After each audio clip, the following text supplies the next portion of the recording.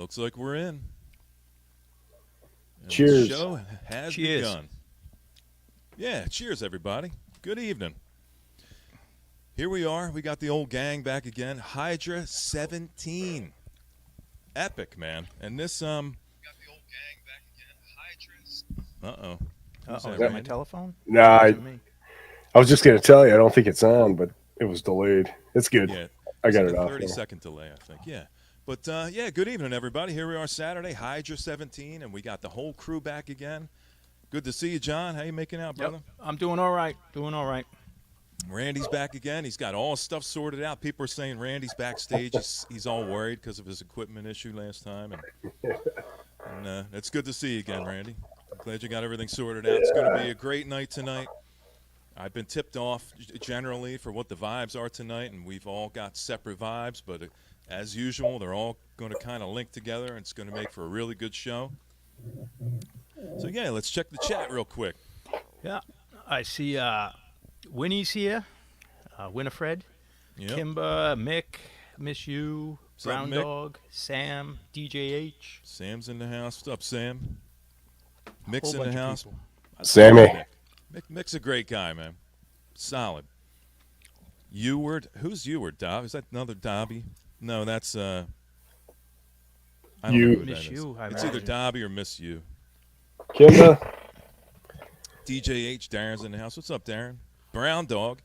Me and Brown Dog, we do a little emailing back and forth. He's telling me some cool stories about from where he's up around New York, I think, if I remember correctly. And good to see you, dog. Mick's in the house. And, yeah, again, Darren. Sam's in the house. Good to see you, Sam. Scotty's in the house. Sandy says, Scotty says Randy has the jitters backstage. He's a little worried. I'm nervous. missed that I got to last drink my nerves down. Dobby's in the house. Good to see you, Dobby. My man. Who else we got here? Kimba's in the house. Hey, Kimba showed up early tonight. That's cool. Good to see you. Who else we got? I miss anybody? Looks like Just Physical Media, Paul. Welcome. Paul just showed. We got some people showing up. Usually Paul shows up like, 3/4, 80, 90% of the way through the show. I guess it's because it's the weekend, or it's probably Sunday over there where he's at, right? It's good to see you, Paul. You're going to dig the set tonight. Danny's here and Matt's here. Thank you, brothers. Danny, hey, what's up, Danny? Yeah, Matt's here. Matt's another big supporter, and Danny, excellent supporters of the show. We love these guys. Nick Pantazzi. There Nick, you go, we're Kimba. late. We're late too, so don't worry about it. Kimba says she marks her calendar. Excellent. She's old school. She's analog. I like that. That's right. Nick's in the There's Nick. My man Nick, what's happening, homie? Boom. Trademark, by the way, if you don't already know that story. I think Kimba's like 40 years old, and she revealed she was a size 6 on a live stream this week. Can you believe that? It's just a little thing, huh? She must work out all the time. Yeah. Welcome, Ash. Hey, I think what's this happening? Dynasty's a good record, but this is real Guinness. Mikey's in the house. Good to see you, Mikey. Ryan, what's happening, Ryan? Ryan Anderson's in the house. I think Yeah, Eddie's we here. got someone saying hi to Eddie.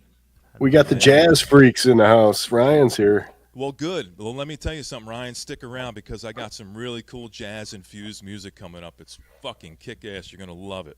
Dobby? This is this set, my set is going to almost be unlike any set that I've ever done in all 16 Hydras. So don't nobody go nowhere. This is really cool shit. I just a quick overview. I went out shopping today. I'll show you a few things real quick before I get started. I went out digging today. I went to my local shop, and just so happened I had some really cool shit. So I picked up a few LPs today.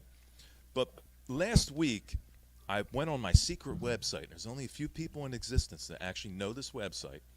It was gifted to me by a good friend, Metal Theologian, and he distinctly told me don't share with anybody that isn't totally rad, and I've tried to stay around those principles. But I went on there last week, earlier last week, and I ordered a bunch of super rare reissues from all around the world. And they showed up so quick. This guy's excellent. This guy's website. I got shit from Greece in 4 days. Wow. 4 days. He had a package on a plane, and it showed up here in my arms. So I went digging today, found some really cool shit. And when I got home, I looked on the porch, and I said, hey, that looks like a record box, man.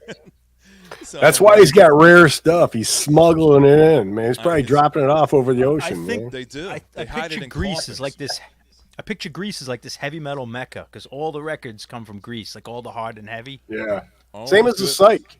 super rare shit. Psychedelic records come from Greece too. So I walked in my local record store today, and this was staring me in the face. This is Earthless meets Heavy Blanket. You know Jay Mascis from Oh yeah, that's the Dinosaur one, Jr. man. And I don't even think this is available. I think Sean Spence was telling me this is not available even on their website anymore. So that's the first thing I saw when I walked in. So I snagged up Earthless and meets Heavy Blanket. That's one song, man. Yeah, one song, like 3 or 4 parts. Yeah. And I've shown I played another one by this band, Don Caballero. And this is Don Caballero 2. And so I picked up another Don Caballero. I played For Respect before, the one with the dog on the cover. So I picked up that, and John, you're really going to dig this. This is probably my favorite, more current RL because it's got some of my favorite songs like Poor Black Maddie, and I picked up cool. Too Bad Jim. Yeah, I don't think I know that one. Yeah, this has got Poor Black Maddie on it. It's got Shake 'Em On Down. It's got some of the really, really cool ones, man. You have Ass Pocket of Whiskey. I do. Yeah, that's the a one. Killer record, man. Yeah. That's the one that everybody usually had. Yeah, that's one of the good Fat Possum ones. But this is one.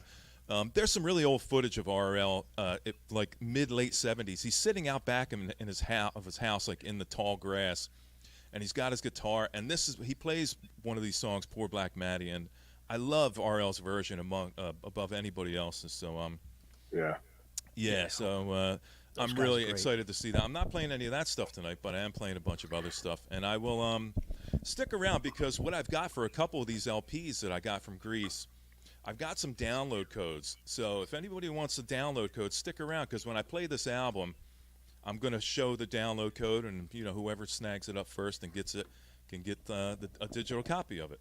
Yeah, I don't need a digital copy. I've got YouTube Music that I pay for premium, and I get the YouTube Music app. And most of I've these got thousands of those. If anybody wants them, I'll dig them out for you. I think Mikey Bananas was hammered here one night talking about how he wants a bunch of them so he can digitize them. So maybe he'd want a few. Hey, Amish Joe. Who? What? Amish Joe. Joe's in?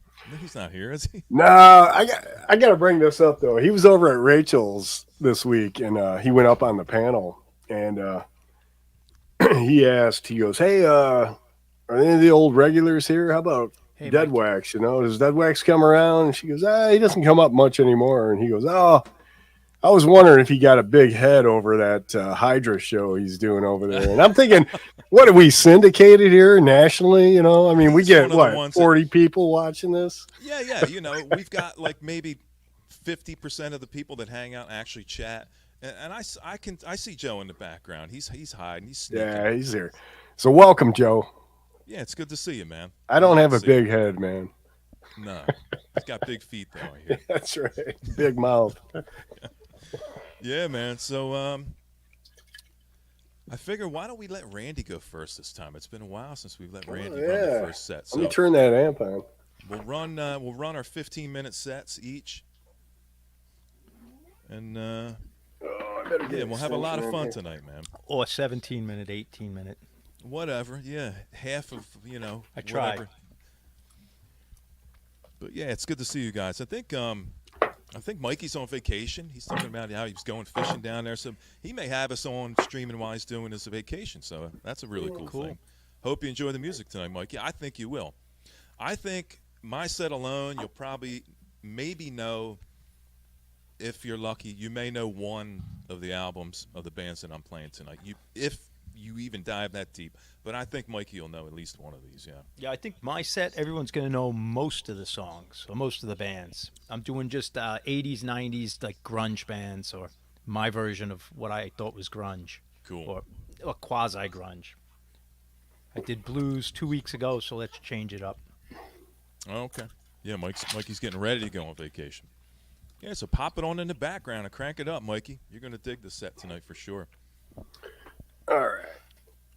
I'm not going to type this stuff in tonight because it's... All right, Mikey. Just show it, man. That's all. Yeah. Oh, look. Captain Spaulding's in the house. What's up, man? Welcome, Captain. Been a while. I bet you, Captain. I bet you Spaulding hides in the background. He doesn't talk a lot. I bet you he's one of those. He's one of those creepers that hides in the background. I don't know. He would just talk. He would just come in. Would he? So he just doesn't come here much. He doesn't like us, I guess. That's my guess. I don't think he's a creeper. I think he just come in like the what's the Hawaiian Punch guy? Oh, the Kool-Aid guy just comes breaking through Kool-Aid the wall. guy, yeah. Oh yeah. Here I am. I'm not getting sound here. Well, I could go first if you want, but if you want to, I'll give you a couple more minutes. Yeah, let me figure this out first. Oh, I thought. Oh, I know what it is. I was on CD. I tried listening to that Max CD earlier. All right. Oh, let me make sure you're on. Echoes off here. Oh, good thing too, because he wasn't.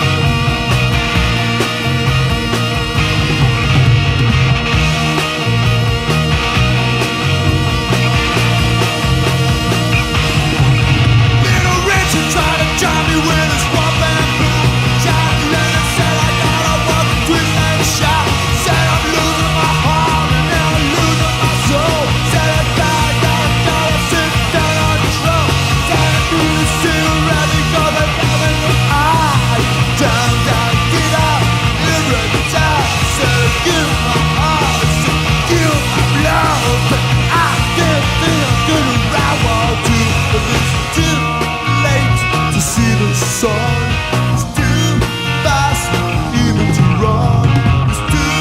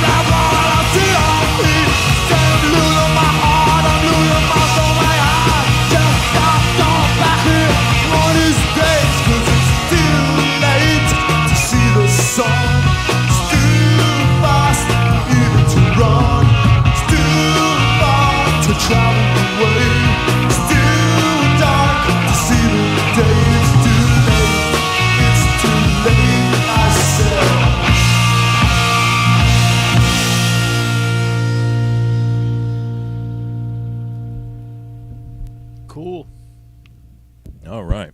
Killer start, man. Sonny Vincent, baby. Good to see you guys. Good to see y'all.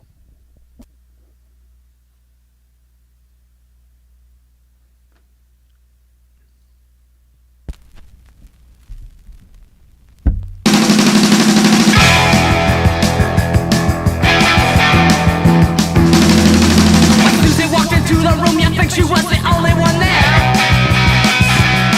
When she walked into a bar, they dropped their drinks and they turn and they stare. But who cares? Susie used to go out, you know she knew that she couldn't lose. Cause Susie didn't look for guys, they looked for her, she only had to choose. And you lose. Here comes trouble. Here comes trouble. Susie needs trouble. Oh yeah, oh yeah, oh yeah. I saw you with Susan just the other night. When you're out with Susan, you think that you were so tight. That's right. Susan used to hang out, she never used to show up at school. But when you're done with Susan, she make you feel like a fool. She's so cruel. Here comes trouble. Here comes trouble. Susan needs trouble.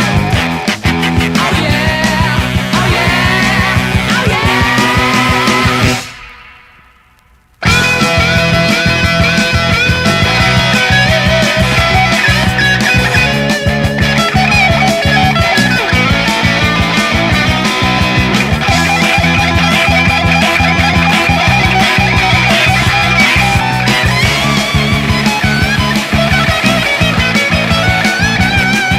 Here comes trouble.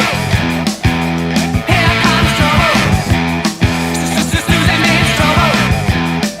Oh yeah, oh yeah, oh yeah. Here comes trouble. Here comes trouble. You best believe it. Susan needs trouble. Oh yeah, oh yeah, oh yeah.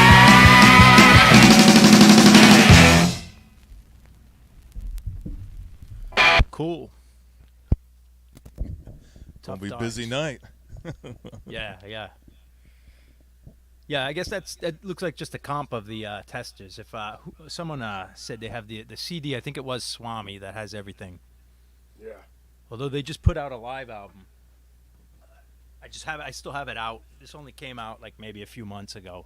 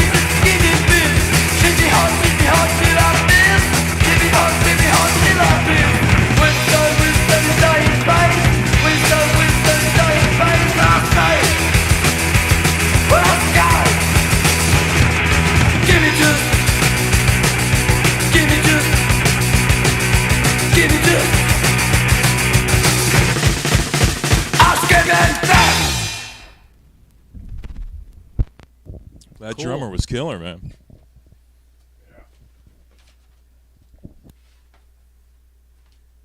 Short songs, man. Short. Yeah, man. Yeah, man. Well, I got Already off to a killer start. clear vinyl here. Hope you guys are digging it so far, man. I sure as fuck am. I think we're going to have a really up-tempo session tonight, honestly. Yeah.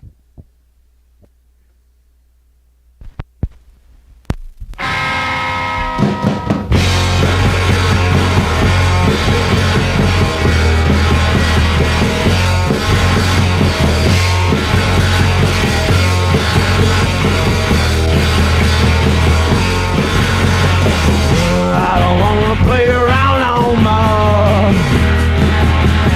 Yeah, I see that black cross painted on your door. We was good friends for a long, long time. Maybe you got him ripped out a long book call. Get the message now. Yeah.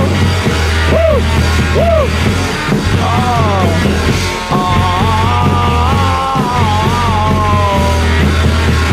Yeah.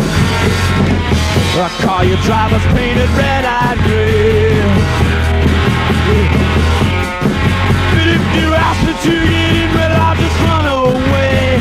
Yeah, yeah, yeah.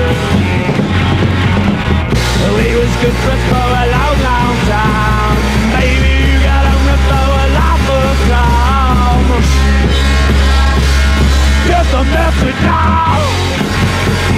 Woo!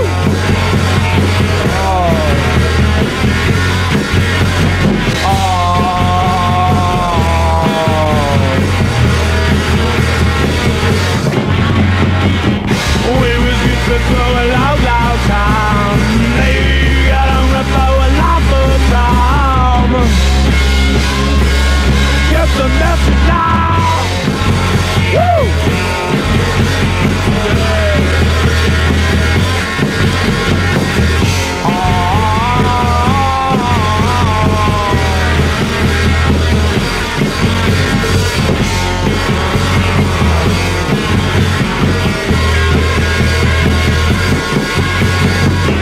Ay, ay, ay,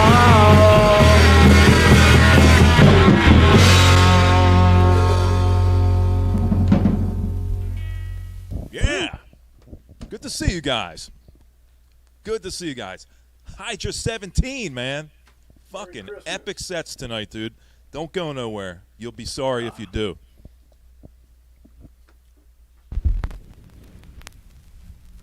All right, what's next?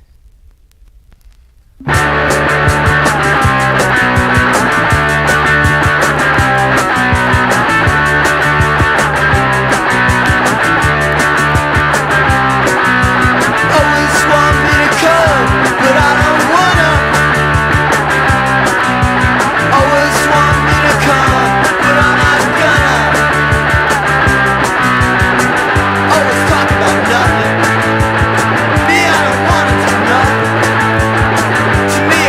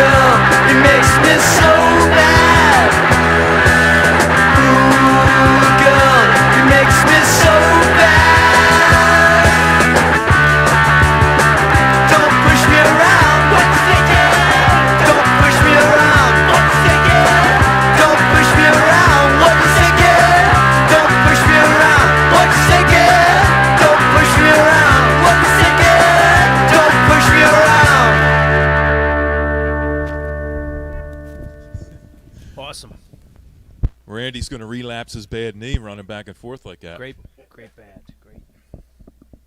It's waking me up. For the set. Waking me up. Last song for the set. It's gonna make my my set seem like a downer. No. She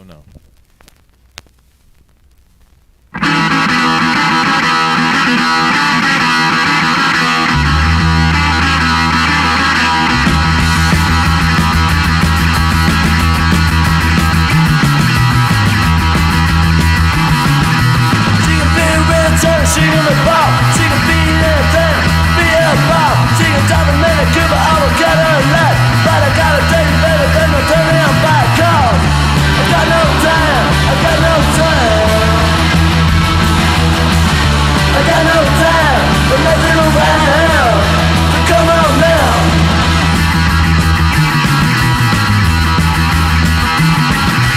You can't say it, baby, make your stand. You can take it, let it love by your hand. You can run around, jump up and down. But you don't get me, it won't be your clown. Cause I got no time, I got no time. I got no time for messing around with you.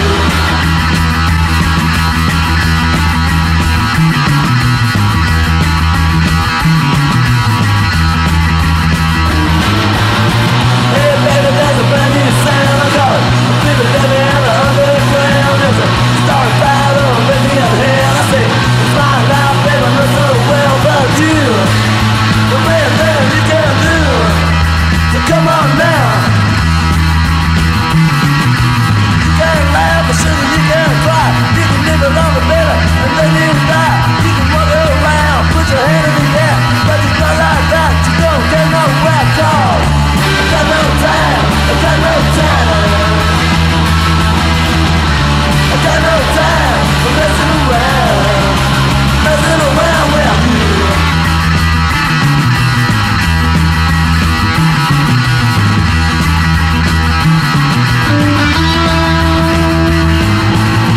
Hey baby, there's a brand new sound I got.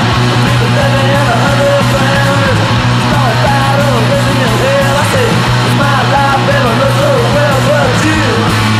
The way I feel you can do. So come on now. You can't say it, baby, make your stand. You can take a little low, by your hand. You can run around, jump up and down. But you don't get me, it won't be your clown. Cause I got no time, I got no time. I got no time for messing around with you. Like that little at the end. Awesome. One of my favorite bands, the Saints. Sounded like he was unsure. Huh. That's my only take? Huh. Desperate vocals, man.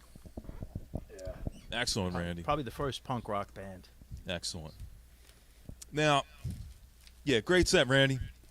And just to think, that's only half of his set. That was all my favorite stuff. Fantastic. Awesome. 80% of that shit I've never heard before. And again, that's what I love about what we're doing here tonight, man. It's a constant learning process. Imagine how the crowd feels, you know? I mean, if there's all the shit that I don't know, you imagine what these people are feeling out there. Long lists, constant lists are growing in the gallery, you know what I mean? People are constantly writing things down to buy and buying things directly related to what we do. Even if you're not buying, you're learning about it somewhere in the brain. Oh, yeah, that's Saints. It may come up, a year from now, 2 years from now. Absolutely. What's up, Caitlin? Dave's in the house. Got a few more people popping in here. Yeah, got thank some you, solid everybody. numbers tonight. Yeah. So excellent set, Randy. So Thank you. yeah, if you don't mind, John, I'll throw my set out next, and then I can Oh, okay. set mine up while you're doing yours. My second set. Okay, John's so our you want me to go? closer. No, I'll go now. And then Okay. yeah. Very good. If you don't, that's okay. That's fine by me. Okay. What's up, Caitlin? George? Brown Dog's in the house. Man, we got some solid people hanging out here tonight. George, Mick, you, Eddie, So yeah, I will. Brown Dog. Dave, Hot Frog. And I'm not going to be able to keep up with all these comments. I'm going to take it. I'm going to relax a little. You just take it down. Everything's cool. Samuel. Yeah. So I ordered a bunch of LPs from this Greek website. way over in Greasetown, and he sent me a bunch of really super rare stuff and represses. And I'm going to start by playing you some of this. And this is Zarpa Rock, and as you can see, Eddie's going to chop my head off because I'm going to hack what this says, but I believe it says Los Four Jinetes del Apocalipsis. And as you can see, this is Spanish proto-doom, psychedelic, hard rock monster from 1978. Yeah. And this is my favorite. Zarpa Rock has some other LPs, and it's got this cool Obi, kind of Obi strip there. I like that artwork. This has got a lot of super heavy fuzz. For 1978, if you didn't know it was from 1978, you'd swear it came earlier than 1978. So I'm going to play you some Zarpa Rock. Yeah, Eddie's already freaking out, yeah. Zarpa Rock is fucking great. So I'm going to start off with some Zarpa Rock. Eddie's angry. I've never seen Eddie yell. What did he yell? Right here. Post the goddamn names of the... Oh, yeah, Randy's dropping the ball. Yeah, see, what people get used to that kind of coddling, and then they can't handle it when you take that binky away from them. Rewind to watch tomorrow. Yeah. Well, he's showing them, and I usually just show them. And then after some Zarpa Rock, I'm going to play you some of this. Some English UK hard rock. It's like hard rock psych. It's got like a twin guitar kind of attack, and this is a orangutan. And this has got an Obi over top of it. But yeah, early 70s, the UK hard rock. Orangutan is it's like a staple in the lesser known kind of genres, and people that really know their music know a lot about Orangutan. But I'm going to play some. Yeah, so I'm going to play some Orangutan next after that. And then I'm going to play you some of this. This is actually some U.S. This is, I believe they're Indiana-based hard rock. This is 76, so a little bit later. And how do you pronounce? Is that Magi or Maggie? I've got that record. I'd say Magi. Right? You have this, Randy? Yeah, and somebody corrected me on how I pronounced it. I'd say because they're American, Magi? I would say it's just Magi. I think it's Magi. Isn't that like a magician or something? Maybe Magi.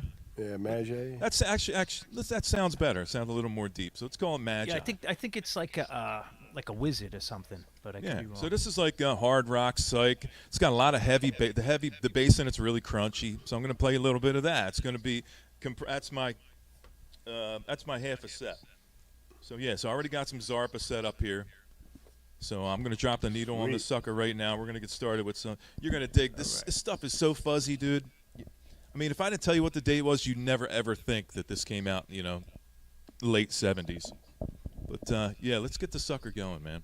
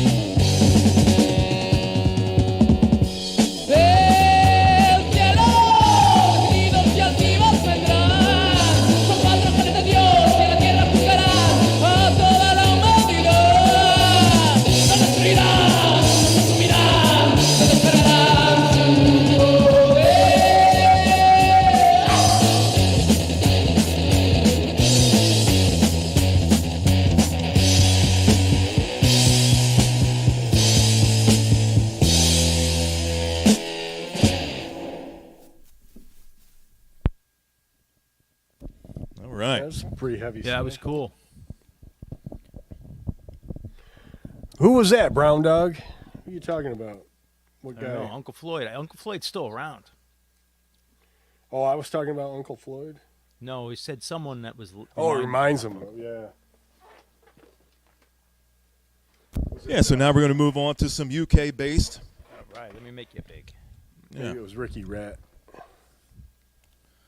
So this is pronounced orangutan. If you guys didn't know. Now he's throwing down information. That's right. And this is actually yellow? No, this is white. But I thought something like orangutan would be yellow, like a banana. But They it's never had not. fur covered. Yeah, it fur should be. covered vinyl. It should, that would sound great, wouldn't it, John? Like Odessa. BG's Odessa cover. I'm on no sleep here. Yeah, so I'm going to play a little bit of orangutan for you. We're going to go, Can I See Inside Your Head? Which is something I'd like to forgo with most people in the chat tonight. Here we go. Maybe it was Brian McCarty, Brown Dog. All right, here we go. Here we go. Orangutan.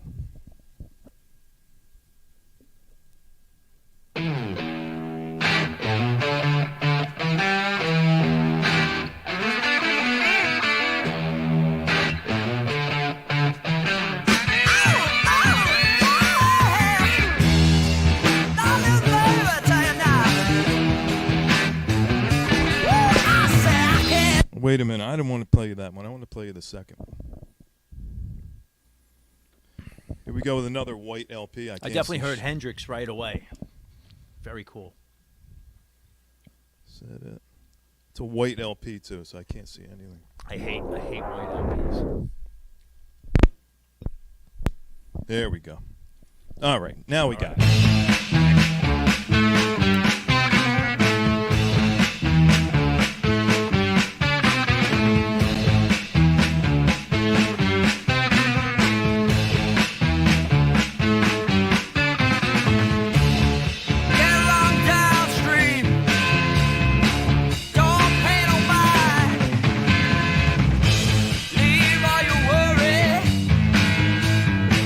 Your worry behind.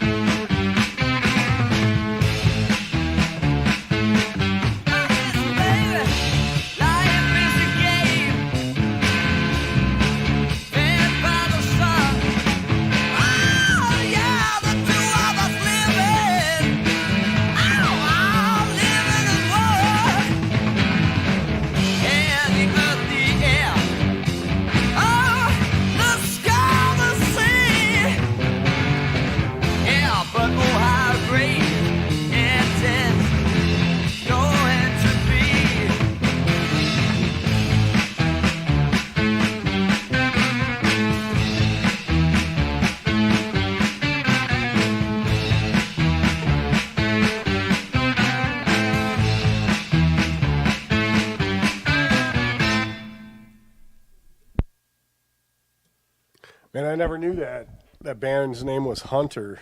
Hunter. I wonder Isn't who that had messed Hunter. up, man? You go into the record, you get a label and they put you out as a different name. You don't even know it until it comes out. Yeah, they put you didn't even know your artwork Yeah. until like the album comes out. Change song titles. Different band members, picture on front. think- Glenn Danzig was the better songwriter. He just pumped out like 30 tunes.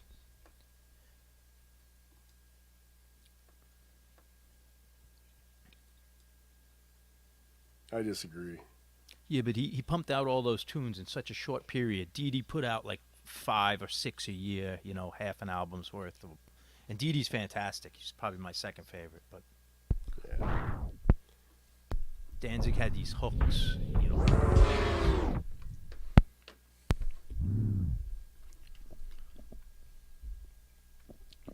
I mean, these grooves are really narrow. Interesting. Why were you eating sauerkraut? Who's eating sauerkraut? I don't know, unless it's on a Reuben or a hot dog. All right, I'm just going to let it run out. I can't hardly see Yeah, let it fucking run. out. I'm going to be sloppy, so don't worry. Yeah, so if nobody knew, this band is actually called Magi. I don't know if any of you dumbasses in the crowd didn't know how that's pronounced, but it's pronounced Magi if you didn't know. Yeah, Gift of the Magi. It was a Bible That's reference right. for all read you read all the you Bible, illiterates. people. I mean, read the Bible. Come on. Maggie. Stop worrying about sauerkraut. It's Wake up, Maggie.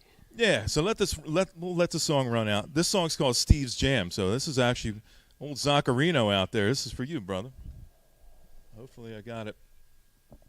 Let's see if I can get it a little bit close. It looks like I'm way off.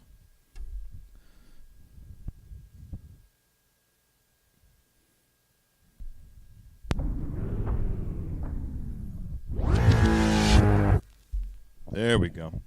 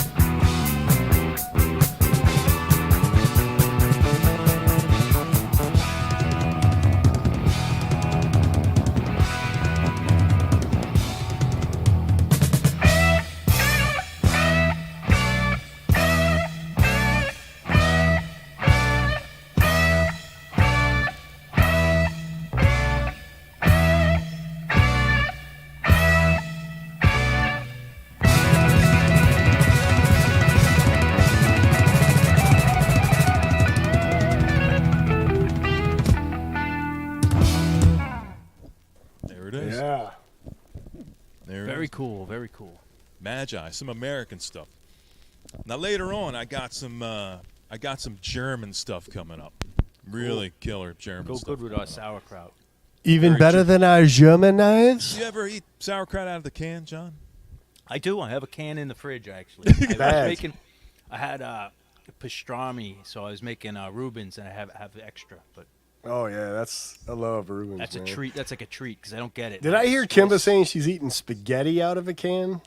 I think she Is was that how being she wise stores guy. it after she cooks it, or what? And, she canned Chef spaghetti. Boyardee, I would have got beaten having spaghetti out of a can in my family. Better off eating a can, right? Yeah. Yeah. So there it goes, man. Some All right. extended jams, you know. All right. So what am I doing here? I don't like to run around as much as Randy, so I'm picking longer songs in my sets lately. I'm getting a little lazy. Yeah, I wonder why I do what I do, man. I'm going to be running around a little bit. So I just wanted to do. I'm not even inspired by my set, but I was going to do grunge because I did blues last week to change it up, and I'm going to start off with one of the first grunge songs. It's actually from the '60s, the Swamp Rats, and you'll Oh, hear yeah. this song. I mean, they're doing Louie Louie, but like a grunge version, and Louie Louie was ripped off by the band Boston, who did More Than a Feeling. If you ever hear More Than a Feeling, it's really just Louie Louie with like a bridge and some guitar solos added. And Nirvana ripped off Boston More Than a Feeling for their big hit. Was it Teen Spirit or whatever? But it's all just Louie Louie. So this is proto grunge, and this is not grunge, but it's the Necros, who are Ohio, and then out of Yeah. Detroit, I think. Yeah, But Ohio. it's like kind of post-punk.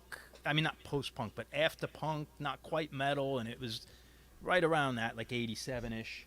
And then Yeah. Bullet LaVolta, another band that was just on the cusp Oh, yeah. of grunge. Oh but yeah. little punkish. Oh yeah. Nice, Yeah, man. great. And then I'll end with a classic. Oh yeah. They're touring check- again right now, man. Yeah, I missed them because they're playing whatever. But yeah, they're touring again. But we're Right. gonna start off with the Swamp Rats out of Pittsburgh, Pennsylvania. Killer Right. grunge tune. Yeah. Garage. Shutting my mic down. Hit it, John. It's good to see you guys. Tasty jams tonight. Nothing out of a can here. Check my echo and stuff. No, you're good. I already got you set up. Unless you change something. Are you playing music right now? Hold on. John, you muted yourself? Now John's having a problem. Unless he didn't put. It looks like he put it on. Did you put it on?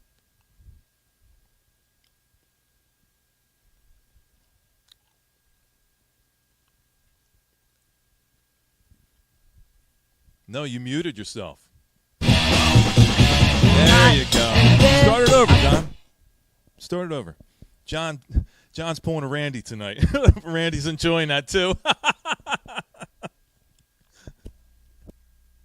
No, you muted yourself again. Now you're muted again, John.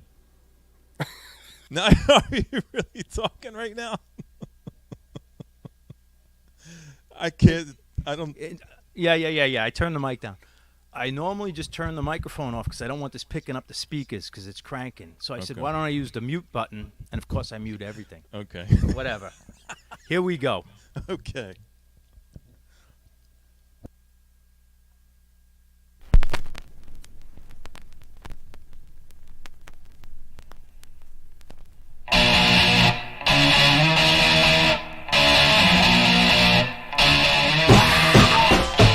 No other way. Oh no, we gotta go now. Yeah. No other way. Oh baby, gotta go now.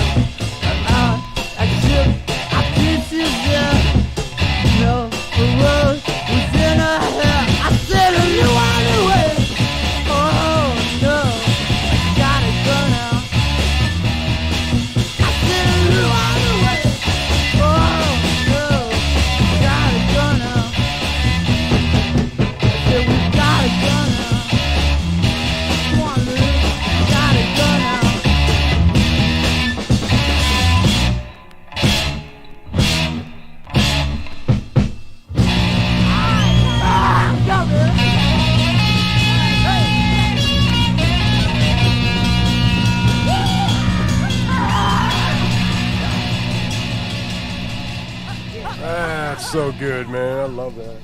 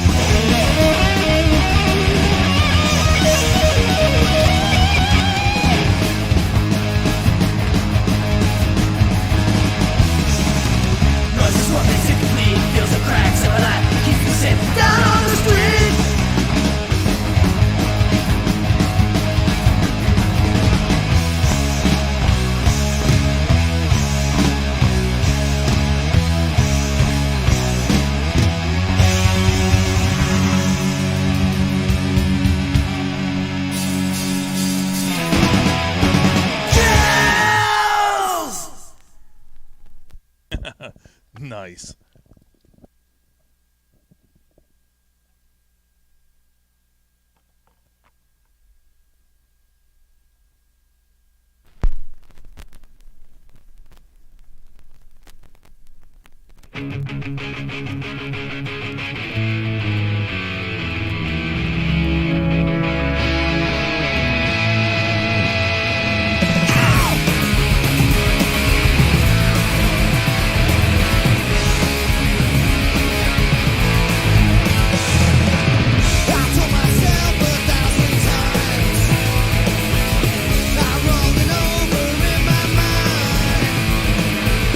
Good things come to those who wait.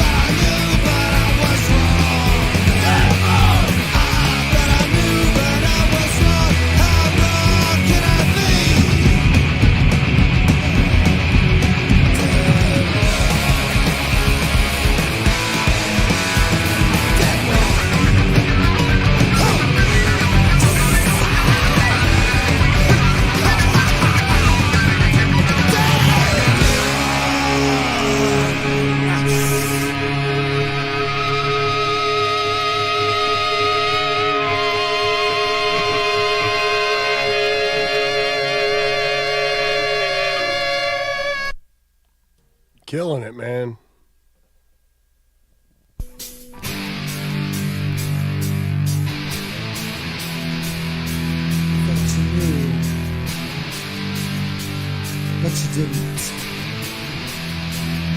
Thought you could escape. Now it's too late. Next thing looks you right in the face. Here it comes!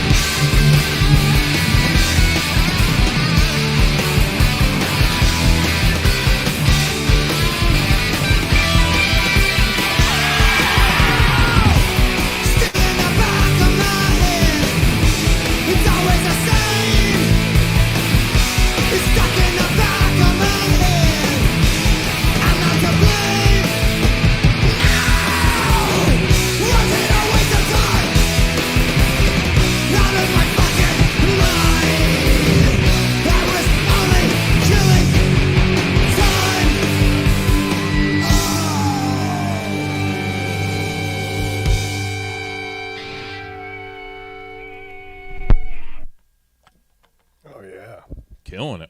Fucking killing it.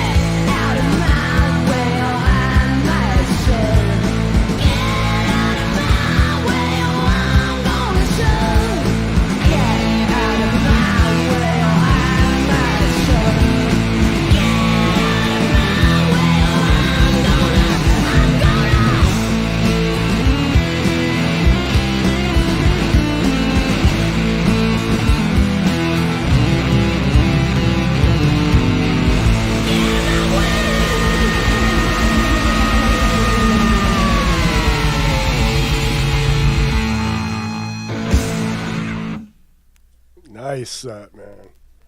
2 minutes. Kick ass.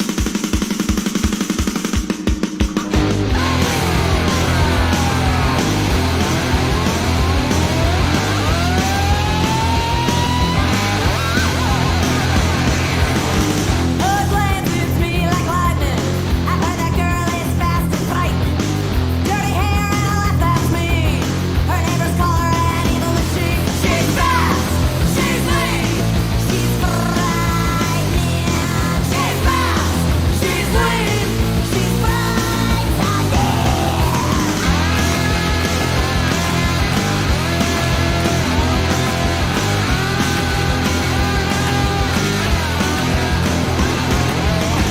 Mountain wheelies on a motorbike. Straight girls wish they would die. She'll do anything on a dare. Mom and Daddy's worst nightmare. She's fast, she's lean, she's frightening. She's fast, she's lean, she's frightening.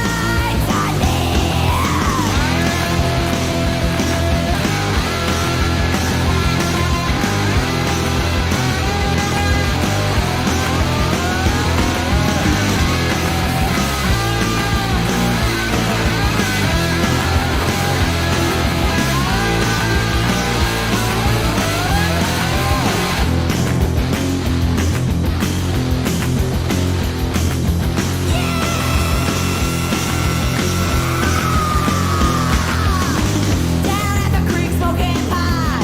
She eats the rubs so she don't get caught. Blows the middies off in the hall. Got so much clit she don't need no balls. 'Cause she's fast, she's lean, she's frightening. She's fast, she's lean, she's frightening. She's fast, she's lean, she's frightening. She's fast, she's lean, she's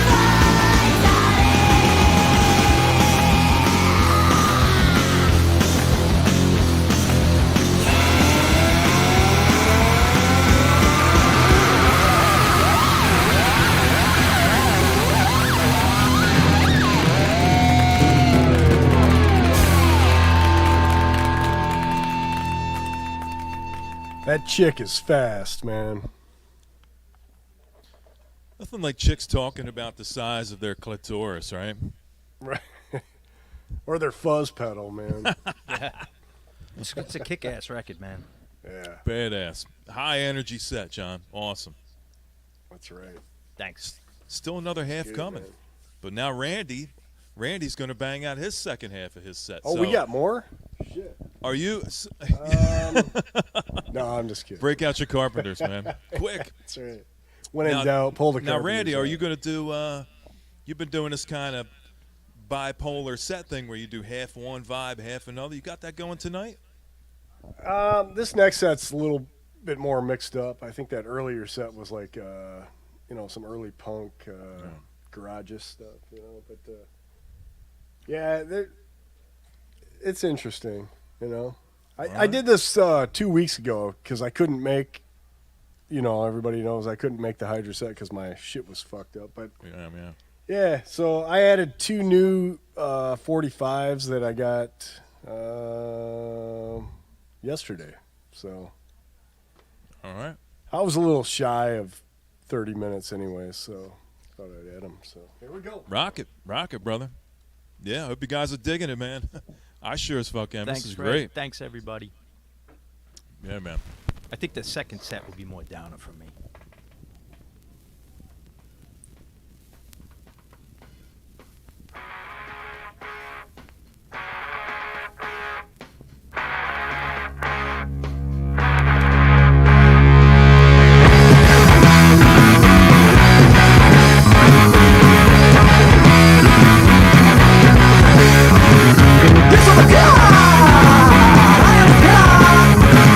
You won't get me mad.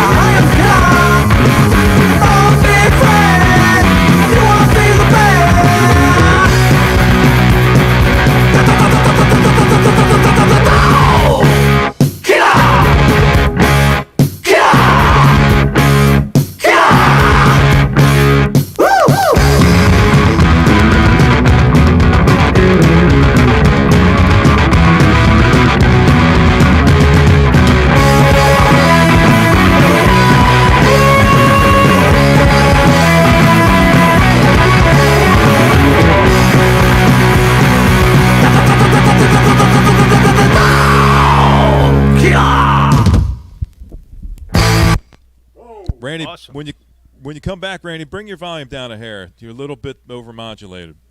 Is it loud? You're pissing off Eddie. Hold on a second. The dude with the loudest buzz in the VC's pissed off. Let me about see if I can add some overmodulation. buzz here. No, you're good. It's just a hair.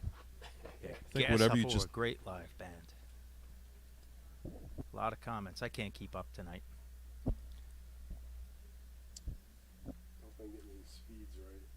Lower it. Eddie's pissed. I've never seen He's Eddie so- mad so tonight, mad. man.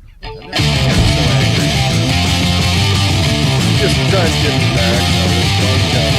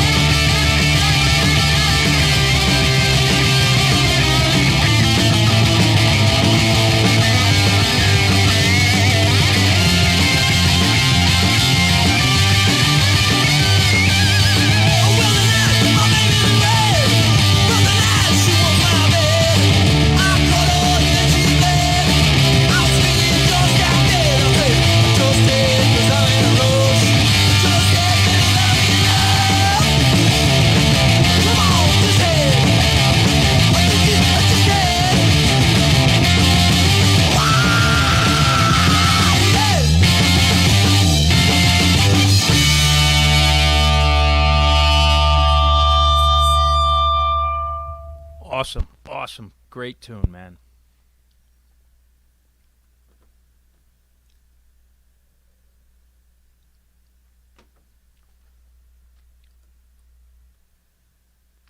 What's next?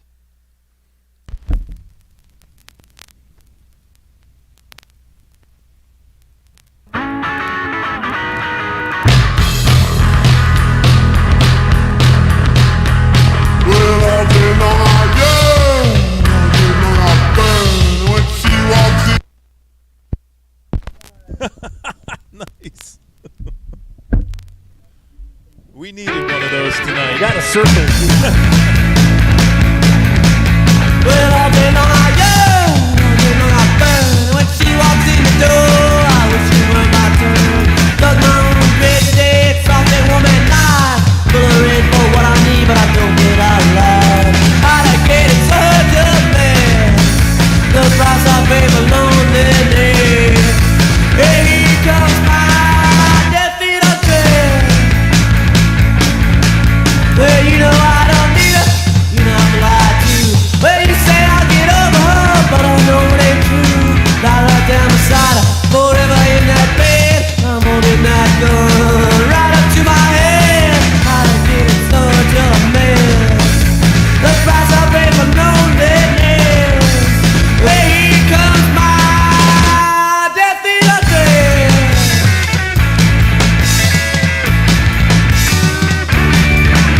Well, when you play with matches, you know you're gonna get burned. But it ain't no use trying, 'cause I'm never gonna learn. Lie right down beside, forever in that bed. I'm holding that gun right up to my head. How to get it such a mess. The price I pay for loneliness. Well, here comes my death in a train.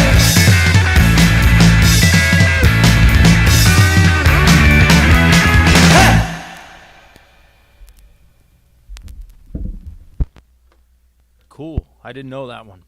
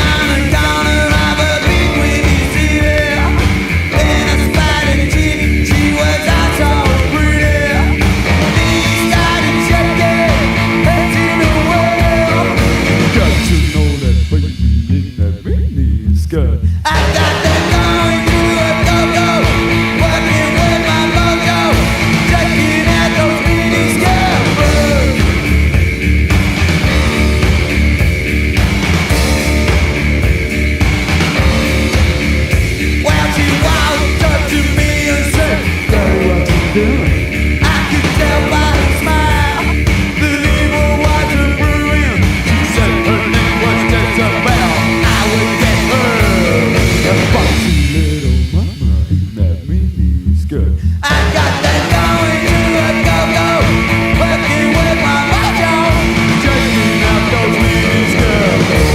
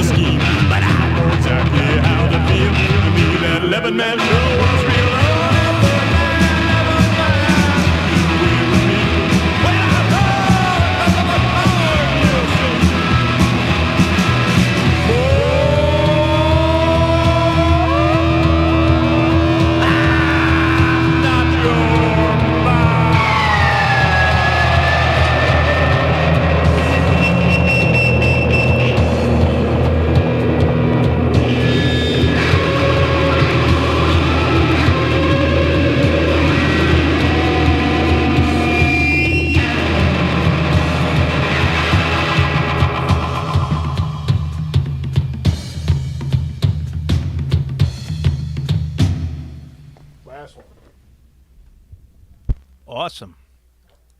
That's a cover of an old rockabilly tune. Those were John's old buddies, man, from Boston. Yeah, Judd, the drummer, is a good friend of mine. And I never even heard that tune, never even heard of the band. All right, last tune for me for the night. I gotta give this thing a dusting because I've not cleaned this record. I noticed it was in an old sleeve.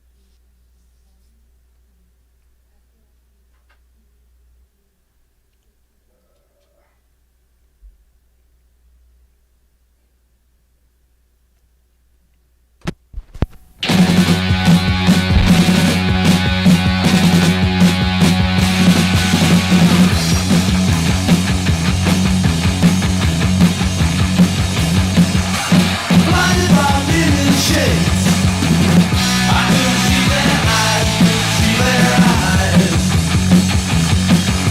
The eyes of the crazy suicide.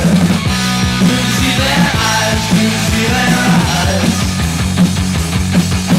Gold plastic wheels are fighters, smiles like a big leg nighters, shaking terror to the west end. As the heroes from the east end come down to shake the street on the night of the Cadillacs. On the night of the Cadillacs.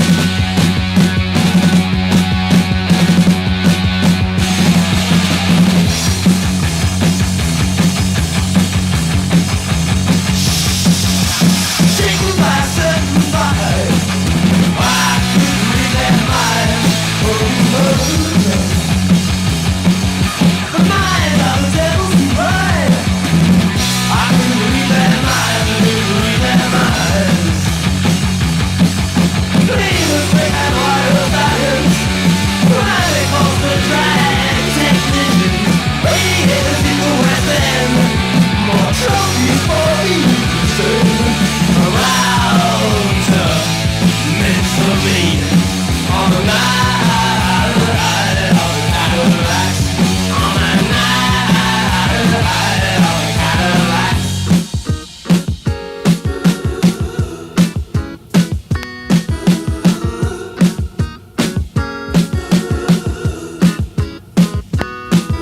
Salutes as they run by, the ones about to die.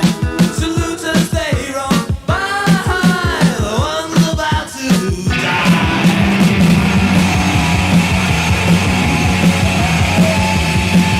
Driven by rock and roll sound, I could reach their ears, I could reach their ears.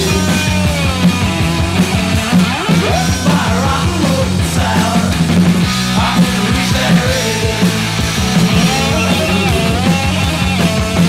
Making the inside road years, cruising my legs on the cruise. Driving on the West End, ready to choose for the Eastern.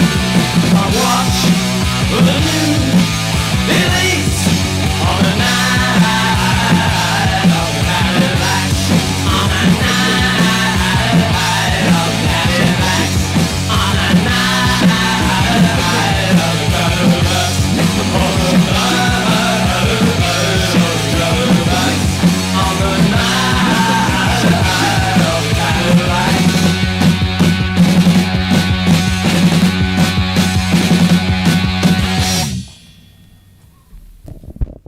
Love it. Yeah, no, Generation X were the real thing. 77 punk. Yeah, Brown Dog, I couldn't agree more with you on that. After everything I played tonight, I was testing it earlier, and this album is the production on it is so treble oriented, man. There's no bass on it, Yeah, but I can't worry about production when it comes to If punk. you could know, it's just, Randy, if you don't mind, if you could just adjust your equalizer for every single song you play so it's Yeah. just across the board. Make it more palatable, please. That's right. No, great set, man. Was that your last one, Randy? That's it, man. That's all I got. Awesome. Right on, Scotty. Yeah, it was Well, I'm fun, happy man. I'm happy to say the second half of my set isn't anything even remotely close to the stuff you just played. That's why we're here. That's right. and I'm glad. I'm actually glad to say it. So, essentially, what I have is some early German psych rock, and I'm going to start by playing you this band. This band's called 69, and this is called Circle of the Crayfish, and this is a duo. Now, keep in mind, this is a two-piece band, and this is like in the realm of like heavy psych, progressive like krautrock, and this is you guys know I love my drum-centric kind of music. The rhythm section in this band, drums and guitar essentially, is so fucking kick-ass. So you think back to what's the earliest band that you can remember had a two-piece band, and in my mind it never went that far back to like early 70s, but these guys are actually really pulling this shit off really well, and this is early 1972. So I'm going to play you a song off of this, 69. And then I got another German band here. These guys are called Stag. And this is actually a live session. This is an SWF session, if anybody knows those early German sessions. And this is more like, now this is when the jazz people are going to dig this, because this kind of is fringe jazz, but this like jazz fusion, progressive, like krautrock, more krautrock kind of stuff, and very heavy elements and spacey. And so I'm going to play a little bit of Stag. And then my favorite, I think, from my entire collection that I got from this cellar over in Greece is this band called Prosper. And this came out in 75, and this is more German. This is progressive with some heavy jazz elements in it. But Seems like you're keeping the whole Greek economy alive with this shipment. you gotta, we're spoiled here in the States. You know what I mean? Yeah. And I just can't find anything like this in Malacca. most like American It's a sellers. bunch of you know? Malacca, man. A bunch of Malaccas. You know what I mean? So yeah, I'm going to finish it off with some Prosper. But to start off, we're going to play a little bit of that 69 Circle of the Crayfish. Cool. So get ready for some really heady shit. It's fucking great. And all like seriously like drum-centric kind of stuff. So if you're a fan of drums and rhythms and that kind of stuff, you'll really dig this last set. And it's only comprised of 3 songs, believe it or not. So they're kind of extended jams. Last one being almost like 7 minutes long. Hey, Mikey, congratulations on the hot dog cart. That's killer, man. Hot dog cart. Yeah, you got a hot dog cart. For I real? always wanted, I think if you're gonna buy like a hot dog machine, I always think the ones that kind of roll around. Yeah. I Right. think they make Feels the like best you hot just dogs. keep them there for hours, like, and they're never going to Just burn. That's right. Or like the convenience stores or gas stations keep them for days. you know? Yep. Right. As Yep. long as they keep rolling, They just get smaller and smaller. the bacteria doesn't. The grow. dogs aren't bad, but the buns are like hard as a rock, man. You know? When you boil hot dogs, you take the buns and you hold them over the steam. I put a, you know? I you put steam a 'em little up? tray up there. Yeah. I Put got a you. cloth Yeah. over them, steam them. You just got to eat them in like 8 or 9 seconds. You got to pound them suckers down before they get hard Yeah. again. Speaking of sauerkraut, I don't know. Charlie may have moved. Maybe he's got his own place now. He's probably got a big compound, and yeah, Charlie, he's working now, so he might be following a band around. I imagine. maybe he's following around Government Mule. Maybe it's their Charlie's roadie. he's got a parameter now, man. Last time Charlie was on, if there's people in here that don't remember, there's a Hydra session where Charlie passed out on his porch. And we ended the stream, essentially, but we kept Charlie on the screen, and we all just left him there to kind of gurgle on his porch for about 20 minutes before he woke up.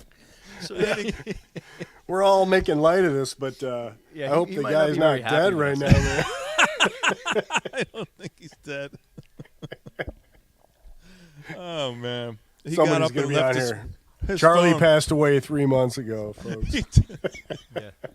He just left his phone. He just woke up and left the porch, and he left his phone on the fucking porch. Me and Aaron have a pact. If either of us pass out, we make sure we shut it down. That's you know? right. That's right. They'll it's leave Randy on there, though. It's that same pact as when I give John my password to my laptop, so if anything happens, he can get rid of all the porn on my computer before my mom finds it. Right. Anyway, here we go. 69, Circle the Crayfish. This is a duo now. Keep in mind, this is two people. And this is early fucking 70s. So, groundbreaking shit, really.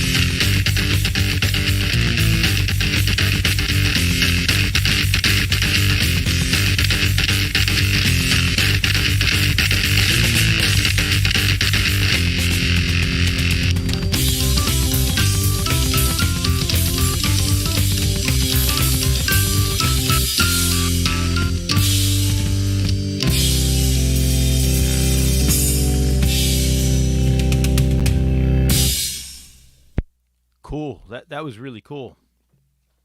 Hey, Ryan Kidd and Plastic Eric. I can't type fast enough. Thanks for stopping by.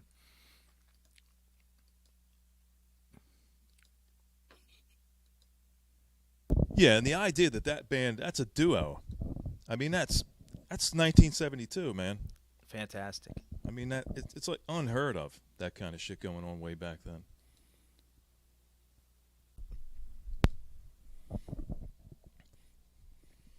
All right. I talked about this band already. This is Stag, and this is anybody know the SWF sessions, early German live sessions they'd have? I don't. But yeah, this was recorded live. And again, this has some jazzy. It's got a light fusion, jazz fusion, progressive, and again another German band. So yeah, Stag. So I'm going to play a song off of Stag right now, and this is called Restless. And this is another one of those drum-centric kind of bands that I really dig, man. If you just heard the last band, 69, excellent drummer. The fact that they can pull off that heavy of a sound and that big of a sound with just two people is pretty killer, man. So yeah, so let's play a little bit of Stag for you guys. All right. Welcome Yesterday's Papers.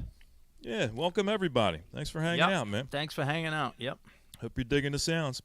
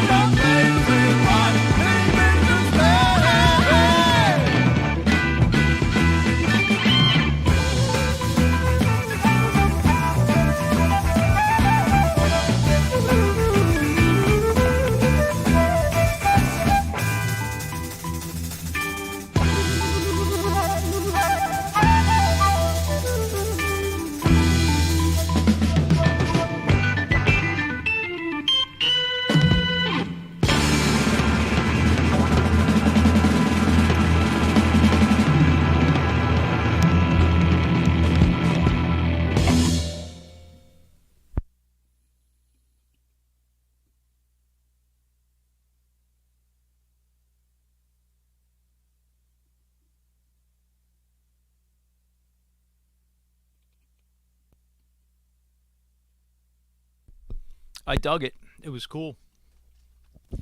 Yeah, it's got a really good infusion. It's got just enough jazz to where it doesn't get stuffy. And cool elements like they throw a little flute in there, but not too much. That's what I like about that band. They don't saturate it with all that kind of stuff. They use it as like a touching point, but they don't really focus on those kind of things. It's mainly the band, guitar, bass, drums, a little bit of vocal, which I think is really cool. The vocals are kind of sparse in these bands that I'm playing tonight. And I really dig that. They kind of let the music really shine through, you know. And again, they don't saturate it with all that crazy kind of flute. Just enough, just a taste. Just when you start to get like, too much, they pull it right back. Now, the last one I'm going to play tonight, this is the epic one. And again, this is probably my favorite out of the lot that I got from Greece. And this band's called Prosper. And this album's called Broken Door. And this came out in '75, and this is again, my second set's comprised of German music, so this is another krautrock band, and I call this like heavy progressive with some more jazz elements, but not too much. And I really dig this one. This has got kind of this has got like a vibe like Randy, what's I'm forgetting the name of the band. The one, Dark. Remember Dark? Oh, wait a minute. Hold on. Randy was echoing, so I muted. I could hear my music through him. Remember Dark? Wicked Lady? No, the other one where it's the girl sitting in front of the window. Shades of. Wait. Yeah, that's dark. Yeah, I got it here. I can't remember the name of it though. Dark. Round the edges. Round the edges, yeah. So I remember that. That was a good record. I remember you played that. Yeah, that was a good record. Yeah. So this band Prosper kind of reminds me of Dark, and that's maybe what kind of stuck me on it. Is that whole idea? It's Dark again. Dark's another UK band. They're an English band as well. So. Yeah, so here we go, the last one in my set, and then we got one more coming around, and then, you know, we'll see what the fuck happens after that. But yeah, this is Prosper, and the song's called Beginning. I hope you guys dig it, man. Sweet.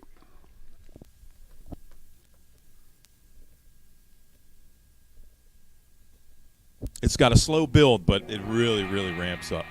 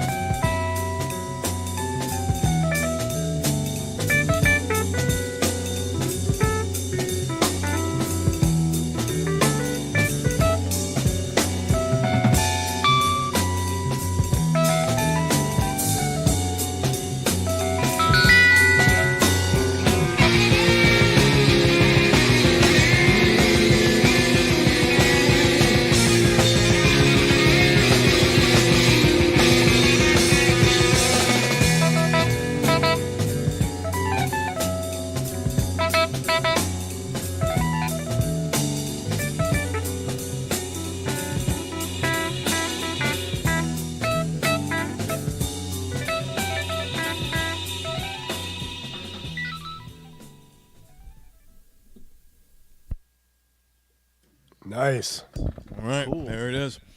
I'm trying to think that he was saying that's the Fender organ, but what was that TV show that was used in the 70s? Like a sitcom or sitcom. I don't know. You Was mean like it, the Rhodes, Fender Rhodes? Yeah. Was that oh man, I can't remember those TV shows in the 70s. Mid to late 70s. I know it. I can hear it right now, but Yeah. memory Yeah, is thanks, gone. guys. Yeah, that's That got was kind great, of it's got like an ebb and flow to it, and that again, That's it goes so- right back to like dark, you know, around the edges, where it kind of ramps up and then mellows out and Could then be ramps up Taxi. again. Could be Taxi. What? Taxi? All right. Yeah, it could be Taxi. No, When they're driving around, they use that music, you know. That show sucked. I don't hear Taxi, but Taxi. maybe it is. Stupid show. Yeah, so that's the end of my set, man. Cool. Hope you guys All right, dug I'll the vibe. show you. Yeah, I dug it. Dug it very much. And mine's a little downer from the last set. Like, I was hoping Vance was here because I picked these because of Vance. But what we're going to hear, I'll make myself big here. I'll go through them. This is Green River, like one of the first yeah. like Seattle bands. And it's got two of the cats from Mudhoney, and then two cats went on to Mother Love Bone. Yep. This is like an original pressing. Pretty cool. So these are all Nice. originals. And I'm going to play one song off Tad, God's Balls. And, Wow. this is Now, Sean Spence another, Sean Spence Yeah. should be here to hear this shit. I was hoping, but he knows these inside out. This is like 89, I think. This is 89. This might be 87, so it's pretty early. And then, That's what I call mine. God's balls. I'll play one off Mudhoney's. This is my Classic. favorite of that whole Classic, scene. yep. And this is about when I faded out. You know, because I and bought I'll that end with, album, that Alice Mudhoney, in because of you. Chains. And Oh, this yeah. is an OG, a white label. So Yeah, I just got that So RSD not too long ago. yeah. What is just, that? Like their early stuff? It's like an EP This is kind it's of. just a single. There was a promo okay. single with 2 B-sides, and they were on the out. 2 or I think on the first record. Nice. But just classic grunge, just because. And like Sub Pop has always got great stuff. The Faster Pussycat. Yeah.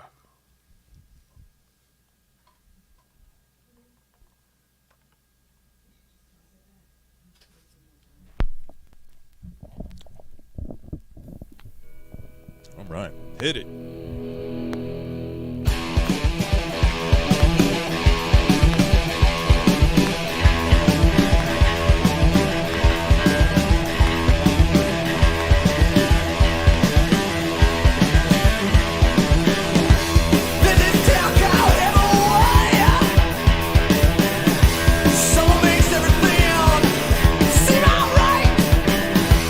But you have to stay there with her.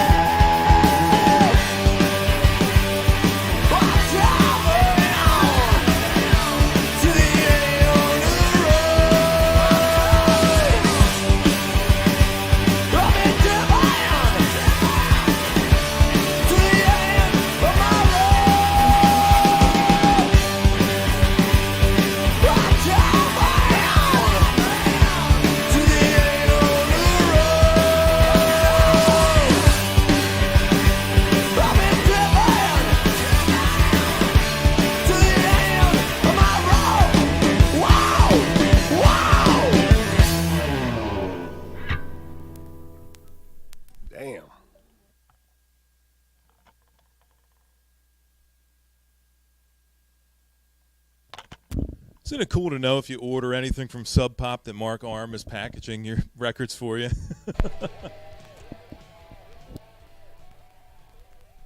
Yeah, that's pretty funny.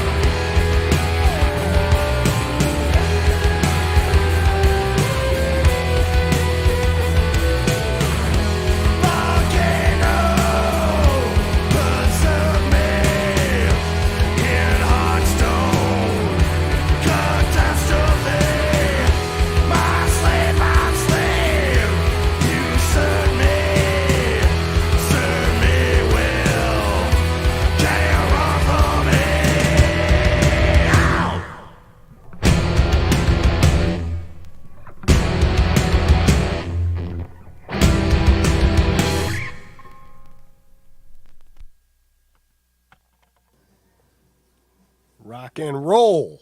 Crossfire, fuel injected rock and roll. Well, we want to be free. We want to be free to do what we want to do. We want to be free to ride. We want to be free to ride our machines without being hassled by the man. And we want to get loaded.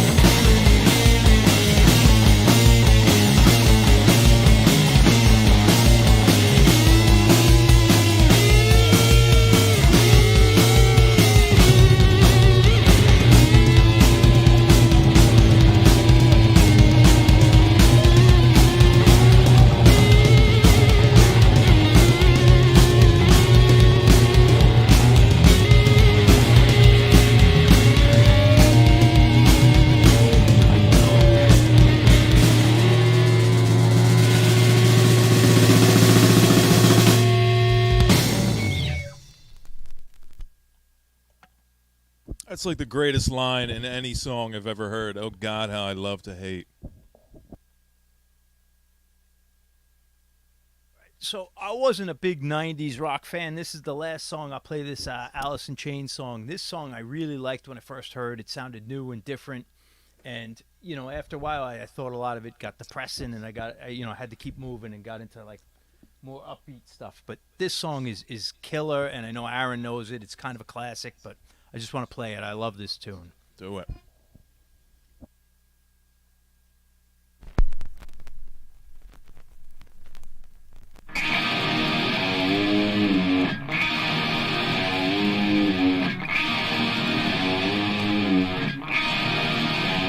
Yeah.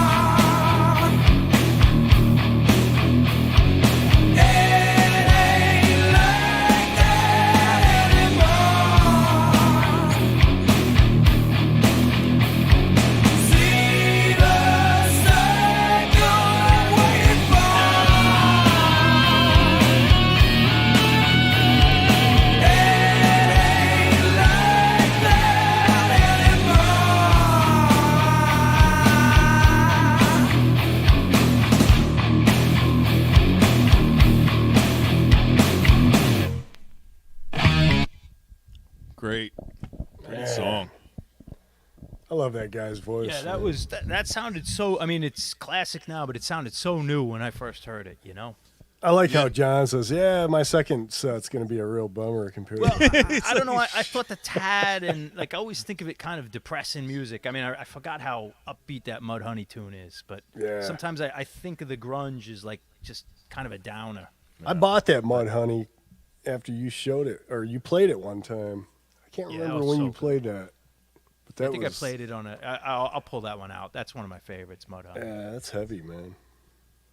Just That's those, heavy, brother, man. That's You hear like heavy. the pedals, you know, it's like the Yeah. 60s and you know, you just hear a straight pedal through an amp and you get that fuzz, no bullshit, you know. Yep. Yeah, good shit. Good set, John. Yeah, great Thanks. set, man. Loving it. The diversity in our sets tonight is, you know, we started out kind of doing a collective vibe thing where we'd all try to play the same thing. But I'm really digging the idea that we're given so much more by kind of splitting it up. And then Yeah. we're, you know, and now we're even doing like half sets where we're changing up the vibe, which is even fucking cooler. It's diversity is obviously it's where it's at, man. You know what I mean? Yeah. I mean, it's fun. there are plenty other streams out there where they'll play exactly what you want to hear. But I love the idea of playing stuff that isn't played, or you know, the care that goes into what we do. Our Oh sets. yeah, I forgot about that. I was going to ask you.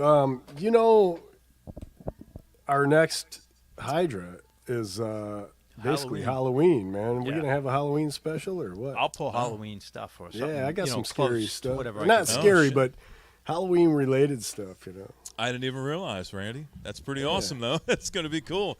Hey, maybe we could dress up and shit, man. Yeah, I can go as a cramps. Matt, it's on Columbia, and I think it was promo only. I don't know. I wonder if they put that same interlabel on the RSD one that I picked up. I don't know, but it's like that old Columbia. It reminds me of like Aerosmith or something. Like, Yeah, I love those- that. I love but that those old originals 70s there- logo. That vinyl was rare back then. You know, those things are worth a Yeah, ton of this money. one's rare. Yeah, I mean not rare, but you know, It's worth some money uncommon. though. Yeah. and you know, I got that for cheap. You know, no one cared. You know, I guess they were Right. kind of big, but No, the No one repress wanted I it. got just has Alice in Chains on the center. That's it. No Columbia. I got that Japanese comp. I showed you guys that before, right? And they got the Columbia album. It's called Columbia. Yeah, it's terrible. Every time I see it, I laugh. But I know I can get in trouble for that shit nowadays. But yeah, this is that Devil Advocates, Werewolves on Wheels, and they put it out on this Werewolf Fur album. Isn't that crazy? Oh, cool. It's actually Yeah. furry. Yeah, and it can't. This was 1970, so they put out 70 copies only. I think it was, And that's Werewolves, I can't Werewolves on remember. Wheels, the soundtrack. Yeah, yeah, it's got that, and it's got a bonus of. Hold on, if I can remember what this is. What was that guy's name? Don and Stevie. So apparently they wrote the soundtrack. And it's their album. This Yeah. isn't essential, but you know, Ian Well, it is All if you you like need biker. is- If you Yeah, like all biker you- soundtracks. it no, is. that's what I'm saying. But you don't. That bonus album they put in there isn't essential. It's kind of like older Okay. stuff. But that Werewolves on Wheels, if you get the, the reissue of it, because I don't think it ever came out on soundtrack. It's one of those B movies or whatever. But the cover on it's killer if you ever see it. I mean, Yeah, I not showed hard it. to I get. got it on 8-track. Yeah, that's great. Yeah. But they give you a few, write-up thing here, and then they give you this booklet here on it. Show John that. Did you see that cover, John? No, It's all I it's saw all it covered. earlier, but not it's up covered in close. hair. Yeah, Oh, it is hair all over I it. wasn't sure if it was Werewolf. leather. It's werewolf. It's like Bee Gees Odessa, Oh, cool. but it's way thicker. Yeah, sometimes when it gets cold in the winter, I just sleep with this. Keeps me warm. Cool. But they only made, I can't remember, but I think this came out in the movie came out in 1970, so they only made 70 copies of this. Oh wow, And I that's thought, rare. yeah, one day it's going to be worth money, but I don't think so. I don't think anybody knows what it is, you know. So,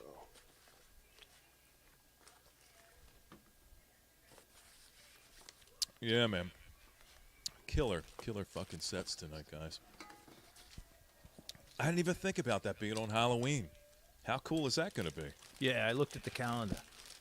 Hopefully, I'm not doing anything, but I don't think I am. yeah, I started making a little set list for it, you know. Not just Halloween music, but Halloween related stuff, you know.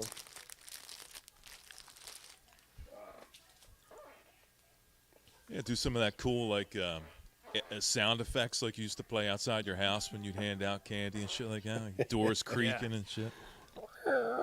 I could do that. I could set up another like window, you know, like another window open and put it in there and just have like the screaming and the knocking. Yeah. And I'll just turn it up and down. I don't know if I could do. Maybe. Yeah, no, it's got me thinking now. I got to remember to pull out my pumpkin shirt, man. I only wear that once a year. Costume. Everyone's got to dress in costume in the peanut gallery. That's right. That's right. We'll carve pumpkins live when we're playing Yeah, music. and everyone has to on the honor system tell us what costume you're dressed in. Yeah. Yeah, and if Aaron brings anybody up on chat, you have to be dressed up. You got to be dressed up. That'd be fucking great, actually. Yeah, so we'll throw that out there now. 2 weeks from now. That's right. I got my costume for Halloween because I'm going out Sunday. Oh, cool. I think I remember what you said. What was it? Iggy Pop? Yeah. Yeah. Nice. Are you bringing peanut butter with you by any chance? I am. Oh, yeah. I got a DJ gig, and there's a bunch of bands playing, and they're dressing up as the bands like cover bands. So they're dressing up as the Cramps, the Ramones, the Kinks, and I don't even remember there's another one. I can't remember, but That's going to be awesome. so hopefully everyone's in costume. That's fun. Matt says he's going to dress up as you, Randy. he got his white glasses.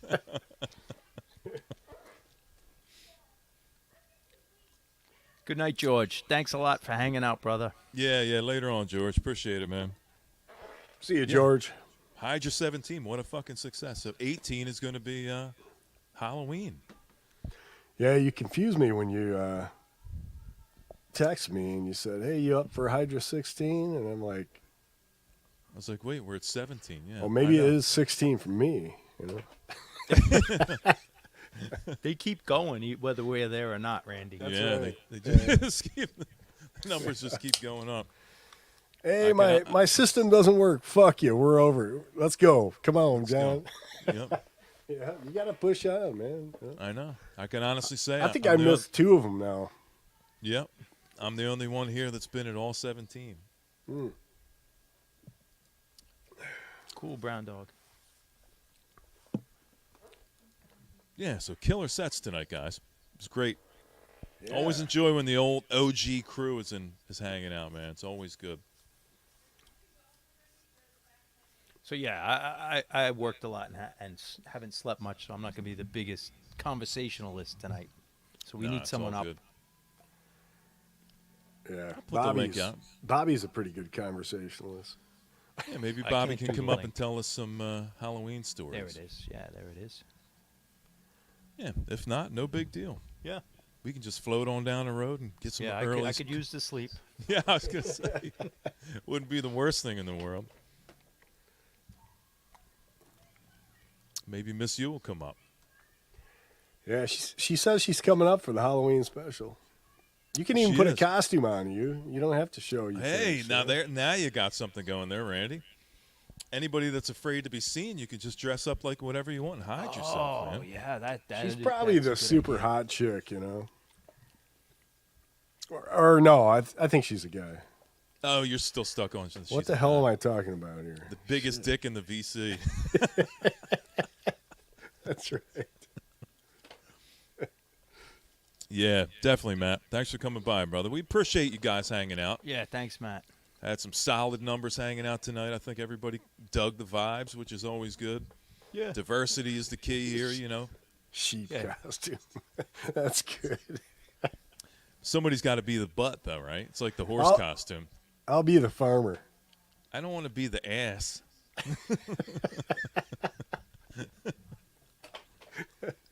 Yeah, I don't want to be any costume I can't hold a beer. Right. Or you can't drink one. You with going to slip a mask. beer in the peanut butter container, John? I don't know. I just Hey, that's a good idea, man. Put your beer in the peanut butter and just act like you're eating the peanut butter. Yeah, we'll see. We'll see. I don't know. I want to watch John smear peanut butter all over his chest. Right. I'm not performing. I'm just dressing up. He's not performing. Let's get that straight. You're gonna have to do like a bunch of curls and sit-ups and to get pumped up, and the veins sticking out. And shit Yeah. like that. What era? Before he got all alligator Stooges skinned era. out? Yeah, Stooges era. Okay, so when he still had tight skin? Yeah. I mean, Okay. yeah, he's still pretty tight, you know? This one, Just like 70s. that era. No, I got the jacket. You know, the Stooges on the album cover, you know, with the what's it, the tiger jacket? Nice one, Matt. Oh yeah. And I got the silver pants, which I don't know if we'll see what I do. Who cares? Because I still got to drive there, you know? Yeah, you gotta be careful. I don't like when being you're in driving costume. around Yeah. and Yeah. you could have that cop like over you with a Nazi symbol. You on just it, feel like yeah. an idiot. Like, if you're not at the place, I'm carrying records, the car's parked, you Right. know. And like,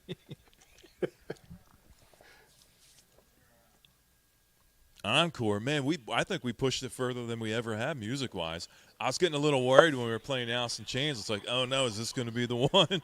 Yeah, I Gets think his I pitch. went 32 minutes on mine. Yeah, plus we all did. Setup time, you know. What's up, Bobby? What are you going as for Halloween? I don't go out anymore. I just go and steal the UNICEF boxes off the kids.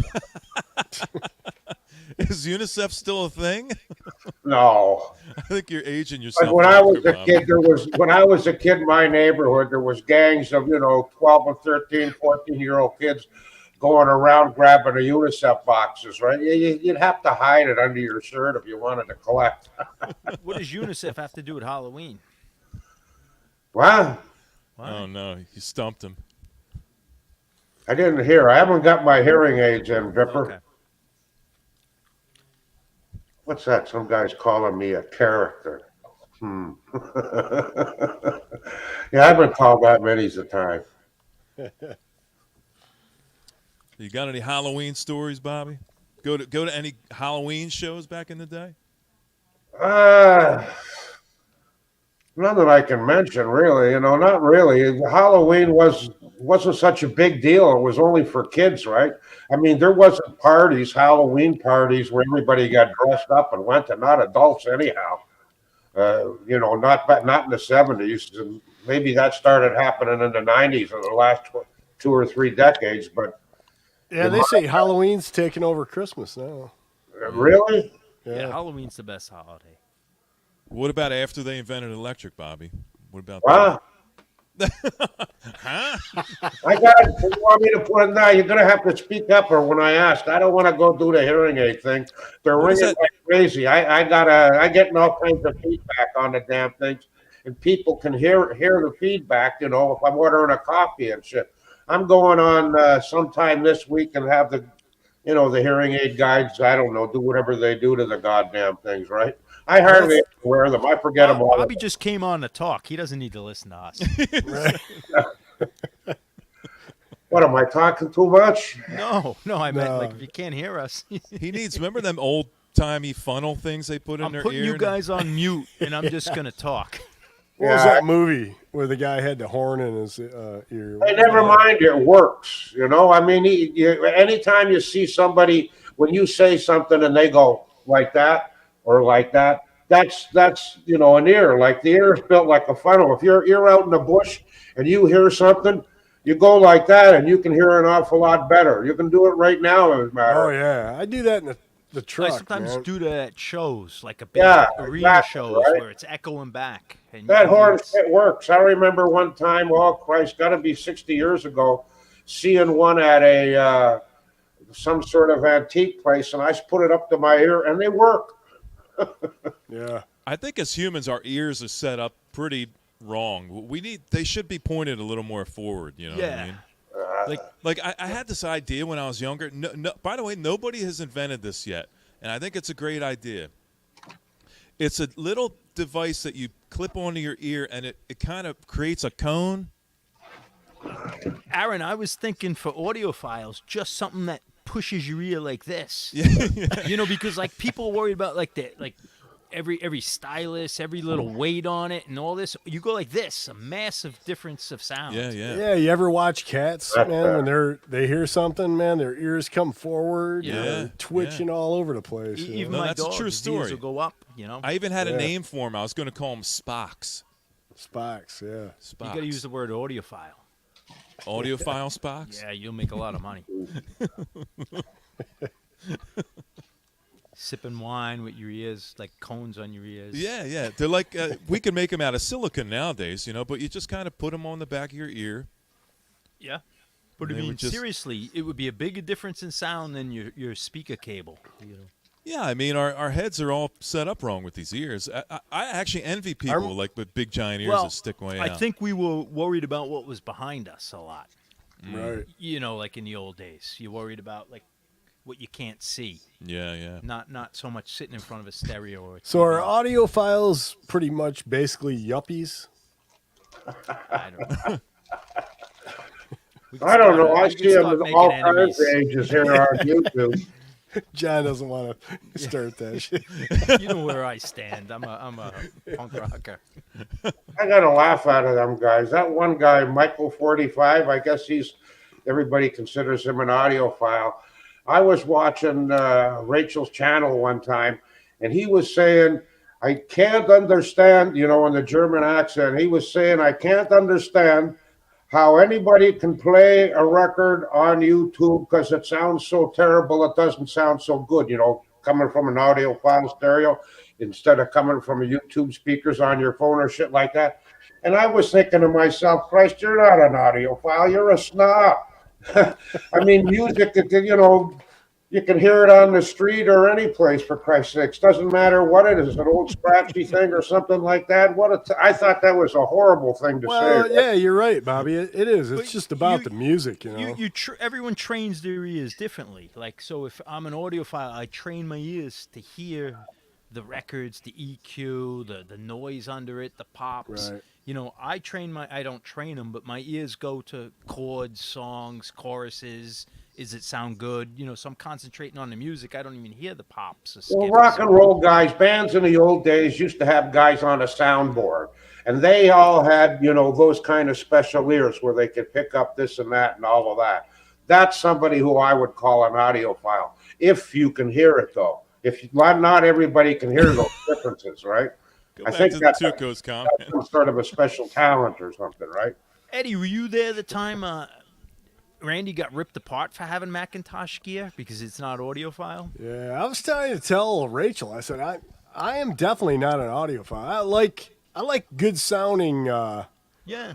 music. It can come off a shitty 45 from Jamaica that sounds terrible. Good music can come But off. but if Still hear the Rachel's song.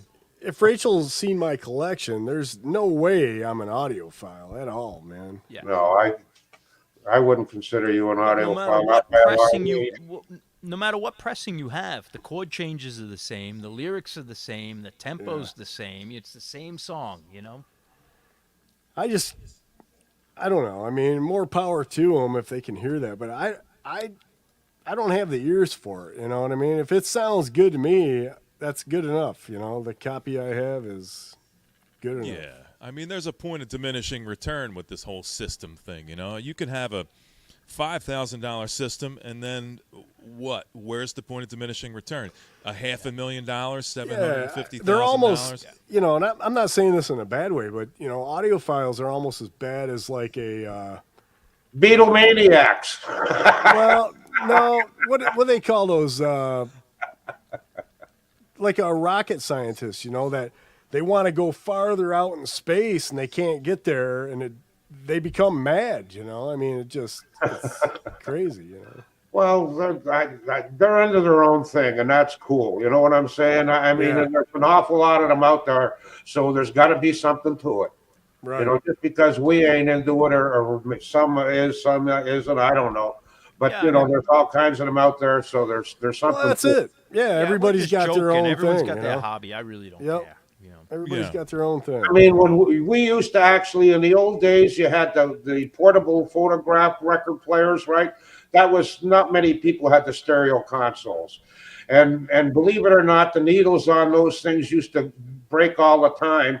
And you could flip it over to a 78 side, which, and you could lose that needle too. And what you would do was you take a safety pin, tape it to the arm, and you could play a record like that. It didn't come through the speakers electronically, but it come off the top, right from the record. You could hear it yourself, right? So we listened to a lot of music like that. Elvis Presley, I'm not kidding you, right? Yeah. And scratch records and shit like that. All you did was just pick up the arm and move it. That's all. Right. I was just glad to have a record player that played anything. I mean, you're talking about putting a penny on the top of your stylus. Sometimes I'd have to put a quarter on that thing. Oh yeah, yeah. to get it to track. For Christ's sakes, yeah. Believe me, Did I you know. see those? Did you see Brother Brian's video today? The speakers he repaired. Man, those things sounded good. He Oh, he, he knows put He put knows. new rubber on them, and man, He knows his equipment. There's no doubt about it. And he goes out and buys old ones and refurbishes them. He must have over a dozen, like tuners and stuff like that. Yeah. And speakers and turntables. Christ, he sent the. There was a guy here in Toronto. I forget his name now. And he sent him a new tuner, and he sent Steve Carlson some equipment too. He sent out a lot Oh of. yeah, that was Chris, the blues guy. Yeah, that's right. Oh yeah, yeah. He sent a lot of equipment out to people and stuff like that. But when he started fucking calling me a cocksucker and go fuck with the children, molesting children, and that's it for me, man. You go fuck yourself. If I'd have seen him face to face, I'd have destroyed him. Believe me, I was almost going to take a fucking plane down there. You can't get across the border without a fucking passport, and I don't have one. Snowy, that was his name. Right on, Eric. That was Snowy. He doesn't do videos no more. I missed him. He had a great channel. He was a good artist. He did a live video last month. So No, I missed it then. he's Really? still around. Yeah. He was playing some blues and We were going to hook up, me and Snowy, as a matter of fact, right? Well, a lot of guys are going to hook up to me with me. I've seen actually 19 different VC members I've hooked up with. Bobby, that means something different nowadays. By the way, What's that? hooking up. Well, might they hooking somebody up with with drugs or stolen property or maybe a Brad, I guess or- it still means that, I guess. Yeah. Well, what's the other meaning of it? You're talking banging a bunch of dudes. That's what it means. Ew. It means Bobby glad banged he more doesn't guys have in the his VC hearing than aid anybody else. Bobby's 19-0, man.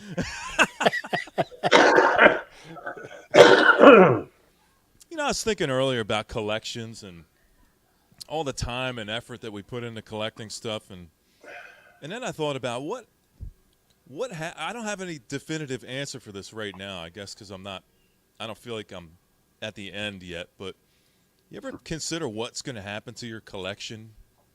I think in my old age, I'll sell it off, piece by piece or collection by collection, and that'll be what I do, when I, and then whittle it down, maybe get it digitally or whatever. Yeah, I mean, But it'll be the fun least you can selling do, it like- off, and getting, hey, There's $50. been threads. There's been threads about what are you going to do with your collection. Robert Z had one, eh?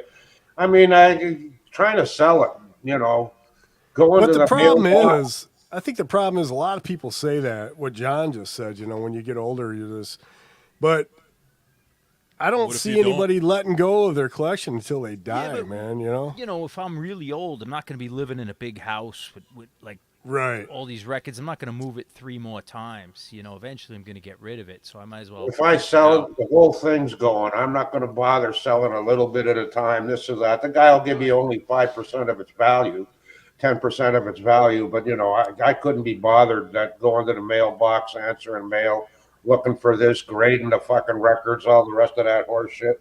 That's a good I couldn't be question. That was bothered going to with be that. my next question is, but what if you don't get old? Right. What if you don't make it? What if something happens? What do you imagine happening to your collection if that were to happen? Yeah, it doesn't matter.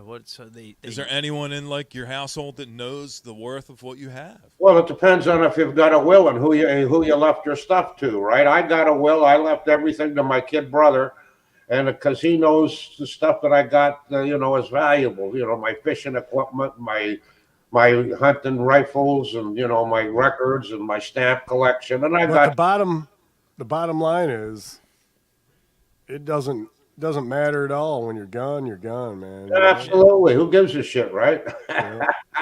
Live fast, die young, and leave a good-looking corpse. Yeah. Leave a beautiful. I've been trying, believe me. I've been trying. I was going to say, Bobby, I don't think you hit any of those marks, have you? Well, he's Hey, got a nobody ever scooter. thought I was gonna He's make- living fast. Nobody ever thought I was going to make 40, especially me. No. Back when you had your heart problem, I thought, man. And then Bobby quit smoking, and he was all clean. He was, he's like, I quit smoking cigarettes. I'm not smoking cigars no more. And then slowly, Bob's like, fuck that, man. I didn't say none of that kind of horse shit. I don't make promises. I don't make New Year's resolutions or nothing else like that. If something needs to be done, I'll do it, right? I don't need to, something like that, right? I enjoy. George Burns smoked just till he seen was my 100 and cardiologist. something, Man, I just did. seen my cardiologist last week. You spend 3 hours doing the testing this and testing that and all of that kind of horse shit. And when you go in and see the doctor, the head guy after, he says to me, looks at me, he says, "You're still smoking, aren't you, Bobby?" I says, "Oh, yeah." He says, "That's bad for you." And I said, "Yeah." Yeah. Well, you got to live life, man. I mean, you got to live. You want to hide someplace or, stop doing this or stop doing that. Life's for living, man. That's what that's all about. That's like I went in for those. I got, 4 MRIs or 5? I can't remember. But this is all because of my knee, right? And then they, like John said, they start looking for shit, man. He said, "Fuck that! Don't let them do it," and they found like a cyst on my spine that's crimping my nerve. I just found out my last MRI for my high quad. I got a hernia. Didn't know about that. No, So doctors are there to fix you, man. I mean, if you do Monday something, go ahead. at noon, I got my final doctor appointment to revisit, and they're going to tell me everything that's wrong. Well, so you're much getting of that old. shit What I kind don't of shit understand. happens when It's you're just getting like old? it's like taking the Yeah. car to the dealer. Right. You go to the Hey, mechanic. it's better. You get It's the better problem that fixed, way, you take Randy. it to the It's dealer. better that way, they check Randy, than everything. just cutting right out. By the right? way, you got a rear tail laid out. You want some new wipers? That's- Ours yeah, are so like John's saying $500. Go to your local mechanic. Fuck the dealer. Yeah, to shit. get the Right. problem to get the problem fixed. If you go to the dealer, they analyze the whole car and give you a list. And if you don't know, you're like, "Oh my god," Right. Hey, Eric. What's good? Right. What's up? How you living there? Large. Yeah, I feel you. Hey, Paul. Menards. What's that? What's Menards? I knew a Menard family, 13 brothers. Mine's it's- like Home Depot. It's like a grocery Yeah, store. but this ain't it? this is for the ARCA race series. It's a car shirt. A car shirt. Yeah, you're Yeah. into the cars big time. Yeah, Are you, man. Eric? You're in the cars, dude. Aaron and I talked about muscle cars for about 2.5 hours yesterday. That's right. That's one of the slow. That's one of the shorter sessions. Yeah, I mean, probably only 85% cars. Sometimes you got to talk about life and deeper things, but then you just go right back to like, if you could paint a custom van, what mural would you put on the side of it? You know? Yeah. Yeah. Yeah. No, to answer your question though, while I was I'm dog sitting for a friend, and I was just cleaning my dishes, and so I had to dry my hands and jump on camera. But you're talking about what do you do with your records when you're done? The most important thing, I'm purging out the doo-doo. So it really is an asset. Like anything's a burden if you kind of just start hoarder. But like I don't care if someone left me like stamps are deteriorating in value, but stamps, baseball cards, comic books, or whatever. Nobody wants to be like dumped off with just like tonnage of just worthless stuff that you have to deal with. But if there's value in it, it's up to the person to do their homework and make some money. Or very simple. I just told my sister what 2 record stores are acceptable to sell to, and which one's going to screw you. So if anything happens to me, that was my point, Eric. It is an asset. That was my only concern. Is someone that may not know what the worth is going to end up selling it off to somebody, and they're going to. The problem is though, like that's like what I got here, Eric. There are these guys right thousands here. of pounds. For my You know, kid it's brother. thousands of pounds of asset. If I whereas go, stamps- these guys here will give them a good deal on my records. Yeah. No, but I've been slowly, because I agree with John. What he was saying there is like, at the end of the day, it is a burden of a lot of weight.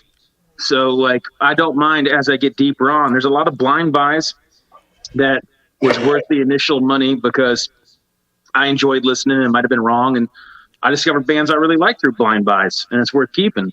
But then there's other times you're just like, dude, get rid of it. So like, I'm just purging it. And then, you know, I've talked about this on the stream too. Is just like, you don't need to be a completist on everything. Like I probably don't need 25 Neil Young albums.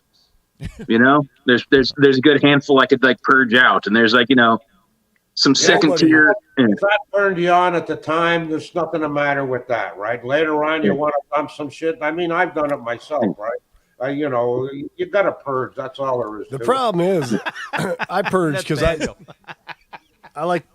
got too many records. I don't have room to put them in shelves, and so I've been selling a bunch of stuff on Discogs, but I'll sell like, let's say I sell 15 records on Discogs, like in a couple months, I'll buy 30.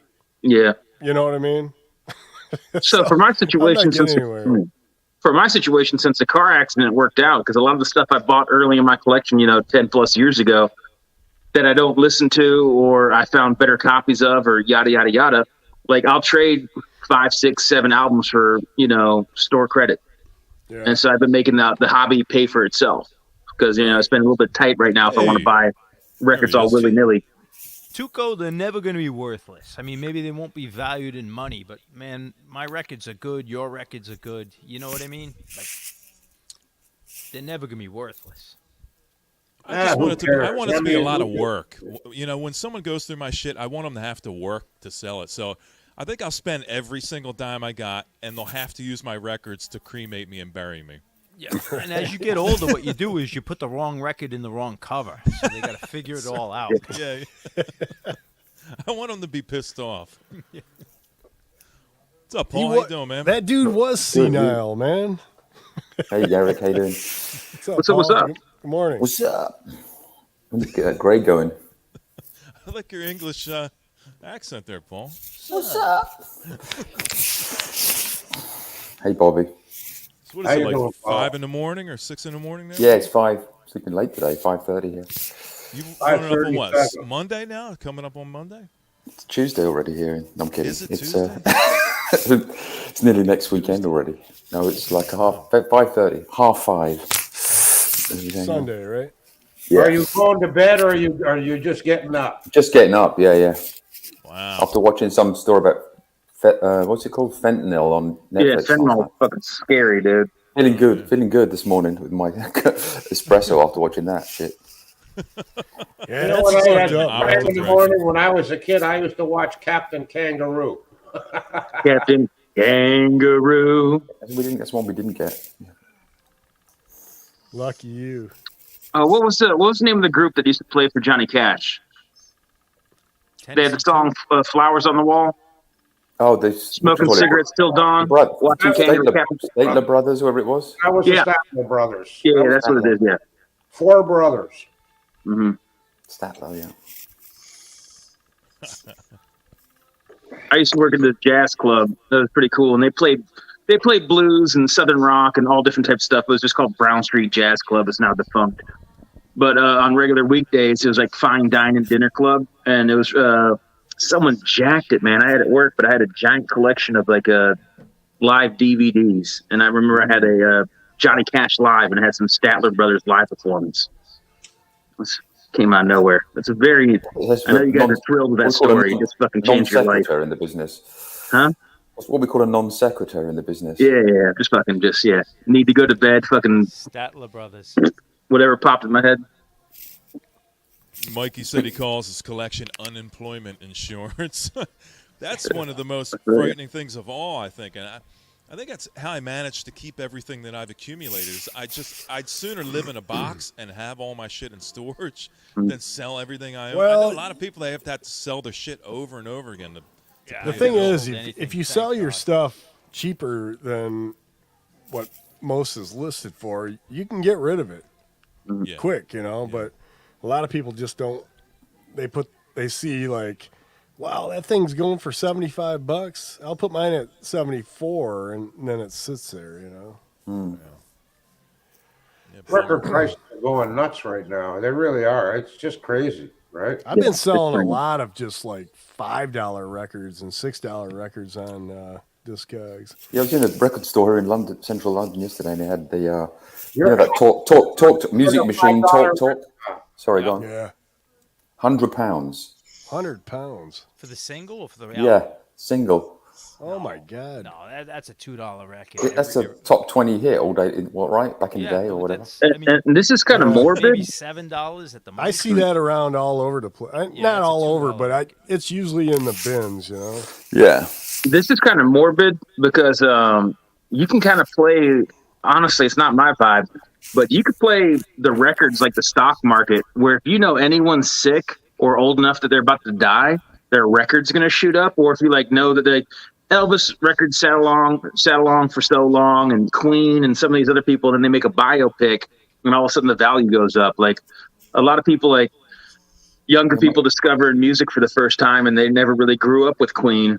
And then, they make a movie and then they're just like, oh, you ever heard of this band? They're fucking awesome. You're like, yeah, I had them on cassette, you know? You're saying those Partridge Family 8-tracks I've got, I'm sitting on a pile of Yeah, money. those are, they're going to go from a nickel to 25 cents. I guess it's all a ratio.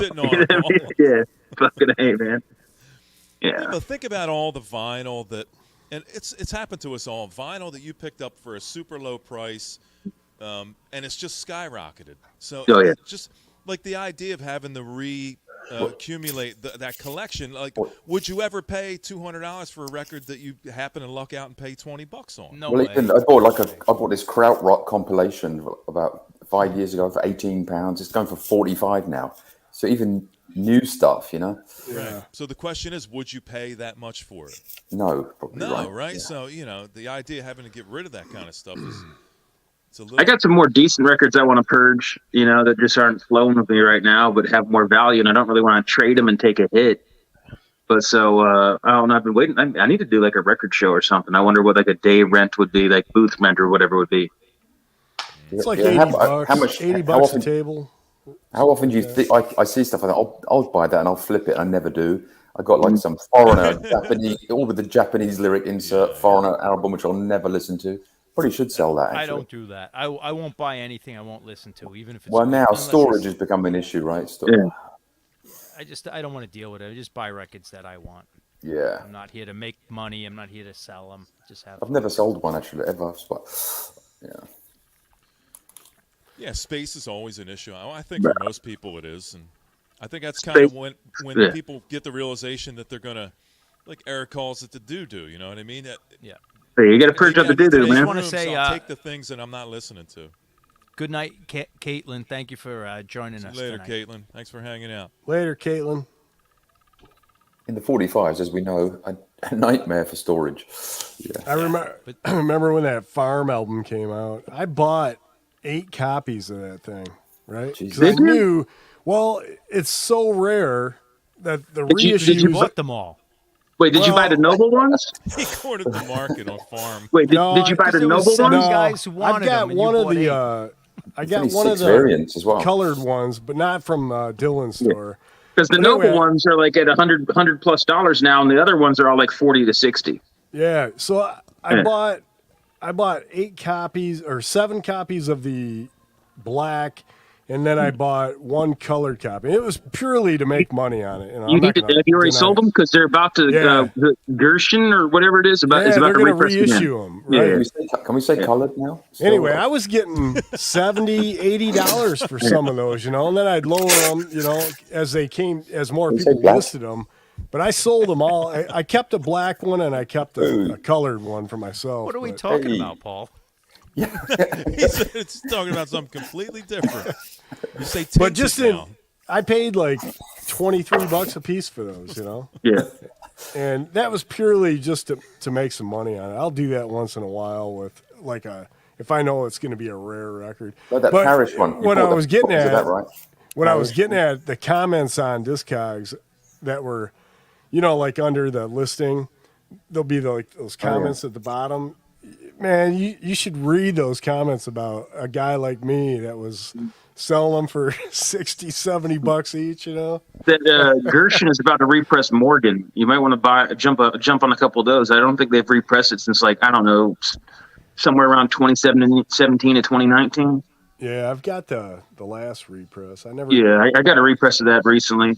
Dude, that album, you know, like it gets hyped up. People talk about it as like being a top 10 all-time psych album, but I think it's the C side or the D side. The lead singer is doing like the like male sexual moans and shit. You're like, you can cut that out, man. I don't need you here getting off on the fucking microphone here, dude. Well, none of them are great. Yeah. A lot of those psych records are just they're so rare because they just didn't make enough. Most of them aren't great by any means, you know. They do have good tracks on them, but a lot of good psych records are B-sides of particular records, right? You know, you can say that about most records. You know, most records aren't great. You know, they just have a couple of tracks. If you want to do, there's an A side or a B side. Classic punk records, but most punk bands only had 2 or 3 tracks. Power pop's the same way. New wave, you know, heavy metal the same way. Well, there's a lot of 80s metal albums that just have that like one dreadful track. You're like, what the fuck are you doing on this album? You know? Yeah, a lot of them only have like 3 good tracks. A lot of the records I have. And the one I always go to is Omen Escape to Nowhere has a cover of Radar Love on it. It's fucking wretched, bro. You know what I mean? Just like chop that shit off and just either be a shorter album or steal something from some other work. But that Radar Love is fucking brutal on that. Randy, I think a lot of those psych records often had one crap novelty track on there, right? Like Electric Prunes. Yeah. Yeah, they were a weird band, Electric Prunes. Wow. I wonder what they pressed Population 2. I wonder what the original run of Population 2 was. Oh, jeez. It had to be super. I've never seen one, ever. Chris Kibler has one with the original drill in it and everything. Oh, he's got a punch out, huh? Yeah, he's real nonchalant about it too. He's just then they pressed a lot of copies. I would say originally there's probably only 500 or 250 of them. You know. What do you have? You got right? I got the. No, it wasn't a punch out. They did this weird thing where they drilled a tiny hole through the center of it into the center label all the way through the record and everything. Yeah, every original. Well, not every, but most of them, the ones that didn't sell. Yeah, they drill. You know how they drill through the label and the cover. New originals. Yeah, and if you look on the originals, if you look on the copies of them, band. you can see like a mark of that, you know. But I've got the early. I had the early repress of that, and then I got a couple copies of that. That's another one where I have the Noble Records exclusive. That's a nice thing about living in this area. I've met Dylan a couple times, and we're not like dear friends or anything, but we're buddies, and we text once in a blue moon. But so he sold out, and I gave him a text. I was like, "Hey man, let me send you some cash in the mail, dude. You want to send me one? I know you're hoarding on a couple of those Population 2s." He's like, "I got you, man." So that was nice. Which press? Riding Easy or the other one? No, well, it was Riding Easy, but he's the one who set up the repress. So there's a Noble Records exclusive in the yellow. So all the first press, he's done a couple records now that are Noble Records exclusive, and then he has that bus, which is it's basically like U-Haul van he uses for collections. So I guess a lot of Noble exclusives for the first press are yellow, like the bus. Yeah. So they were supposed to do 200 of that Farm album, and then they had limited supplies on the yellow, and it ended up being something like 183.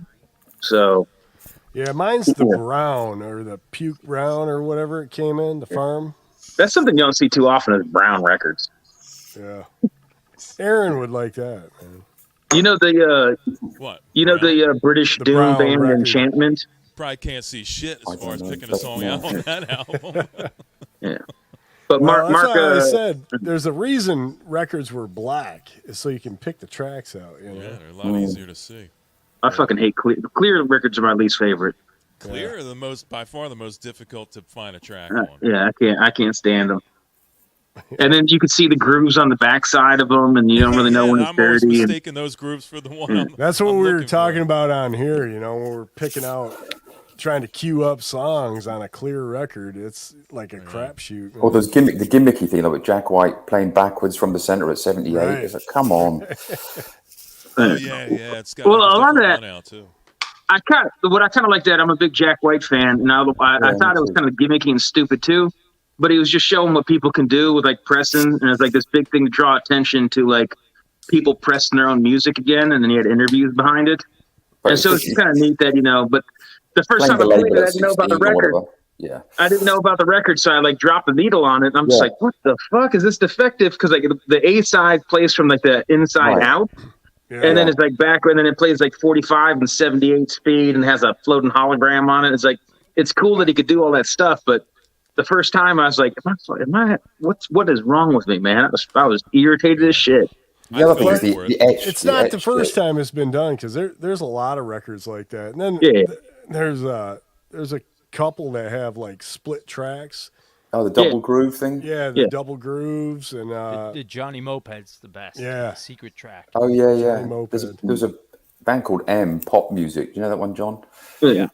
That's on a double groove, 12-inch or whatever. But Yeah, well, the B side of that, Jack White has the exact same thing. Where like the first 14 seconds, one's a acoustic entrance and one's an electric entrance. Yeah. yeah.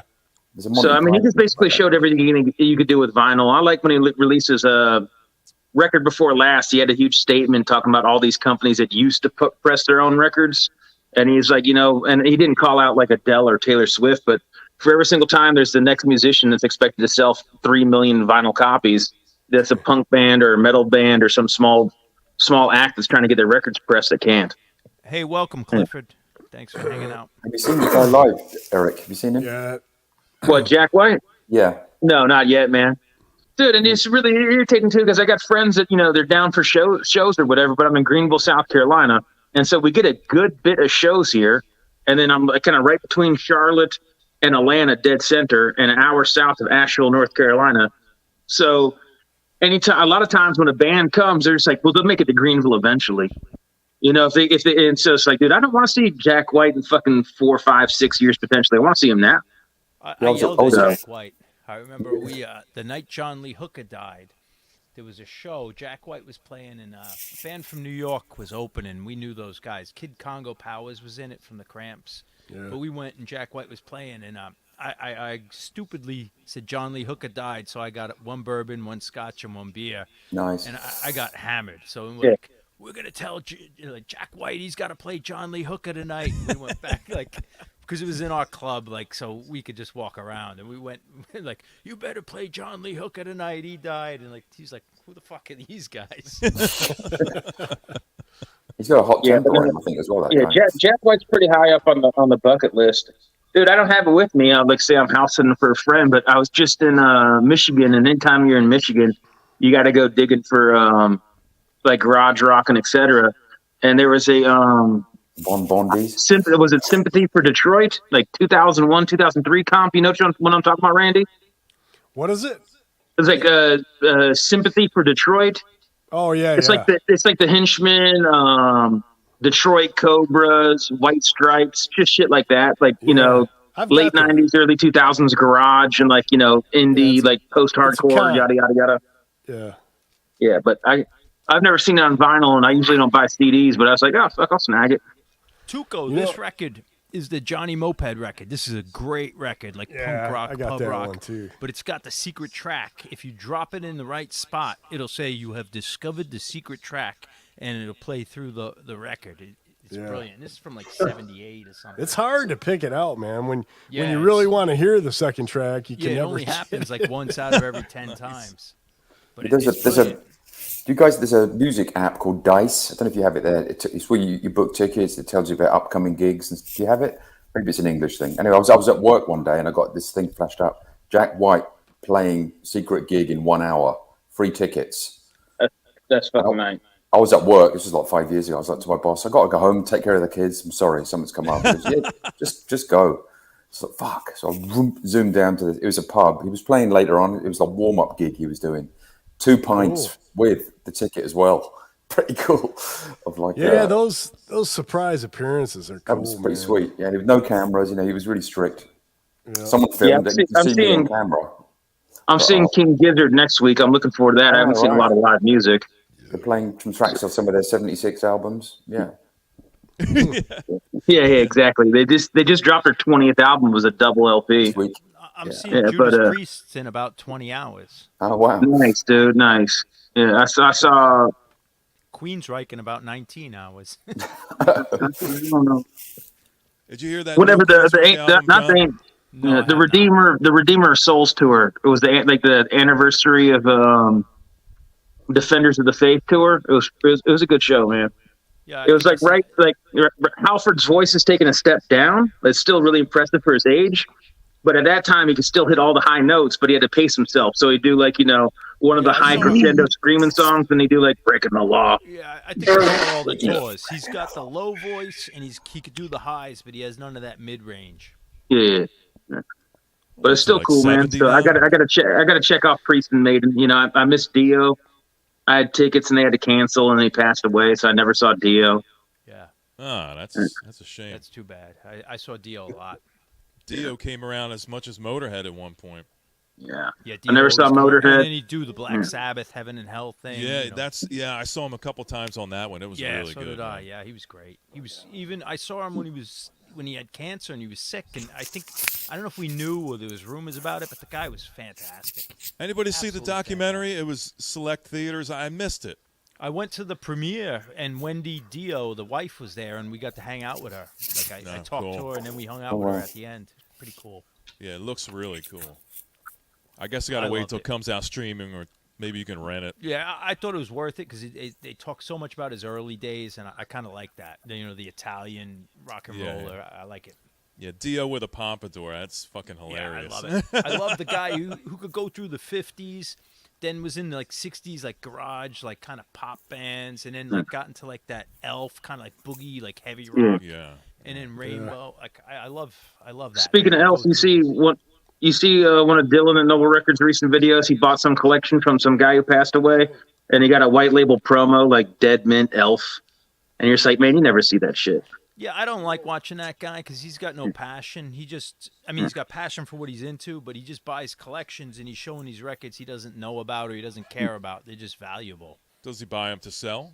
Yeah, right. Oh, am I thinking of the other guy? This guy who was showing punk rock records.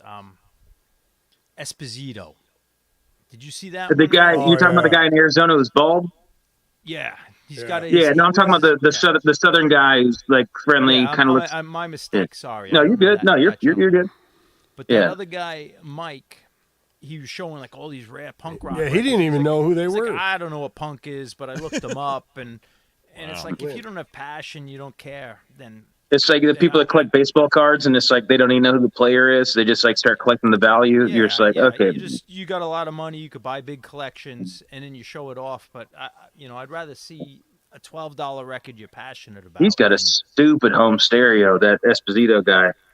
Yeah. I don't watch his videos all the time, but I watch his home stereo, and you're just like, good googly moogly, man. I'm sure he's those passionate speakers? about jazz, and I respect that. But I can't get motivated to watch you show other stuff. Yeah, I don't know anything about baseball, but we used to work with this German guy who was really into baseball, and I did a fake cold call, called him up. I was like, "Can I speak with Matthias, please?" He said, "Who is it?" I was like, "Cal Ripken," and he's like, "Senior or junior?" I was like, "Whoa, you got me." Yeah. I didn't know what to say then. I was like, I don't "Okay, even know if cool." Cal Ripken's Sr.'s still alive. I said, "It's Paul." He goes, "Okay, good one, mate." Anyone know baseball? They know the brother Billy Ripken. He wasn't as good as a baseball player, but he was famous because he had a baseball card, and he didn't have that many, but he was holding the bat at batting practice in the very top of the nub of the bat, you. where the weight usually is, said "fuck face." So fuck it slipped through face, the that's cracks. So he has a baseball card that's worth money just because it says "fuck face" on it. That's priceless, dude. You know what I mean? Yeah, it just slipped through. No one saw it in editing. You know. Yeah. How the fuck does that slip through?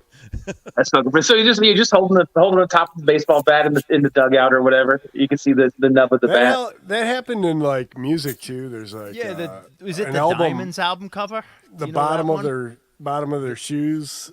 Do you know the Diamonds? I don't have the record. Oh man, if I could show, I might have a picture of it. Where they're a doo-wop group and they're all standing. You know how they like stand like the in front of each other? 50s Diamonds. And yeah. he's got his thumb. The guy's got his thumb Nice. out in front of the guy in front of him, so it looks like his fly's open. It's fantastic. There's a So what's few the one of with the those. guy doing the finger on it? There's one with the famous one with the guy doing the finger. Moby Grape. Guys, see you later, You fellas. take care, Bobby. All right, Bobby. Later, Bobby. Later on, man. But no, Moby Grape had the one where he had the washboard and he's holding his middle finger over it, and then Alice Cooper had the one where it looked like his finger was his penis. And then was it Humble Pie? Which was the one that had it was like Mother's Warm Pie was the name of the album, and Nice. the center where the cutout of the pie was, it had like a vagina and the cherry pie. Mother's Just apple say Alice pie. Cooper. Mother's Apple Pie or something like that. Yeah. Yeah. Just but one of those weird things, I got that one. Yeah. Yeah, and that one's worth money. That Love It to Death. I love it. LP, That pie. the first press. It's like perfectly drawn, and then there's like juice dripping from it. Yes. That's Juice. Moist pie. moist. Yeah. Oh. Moisture. Yes. Juice. Man. Yeah, there was a lot of stuff like that, I mean, what were some other There was ones? I went out and threw the baseball with these dogs I'm housing for, and so I actually tuckered out this dog, man. Hopefully you can see this. You see that right there? Look at it. Nice. That dog is done for. He's going to have his own baseball card soon, too. Just out. Just, done.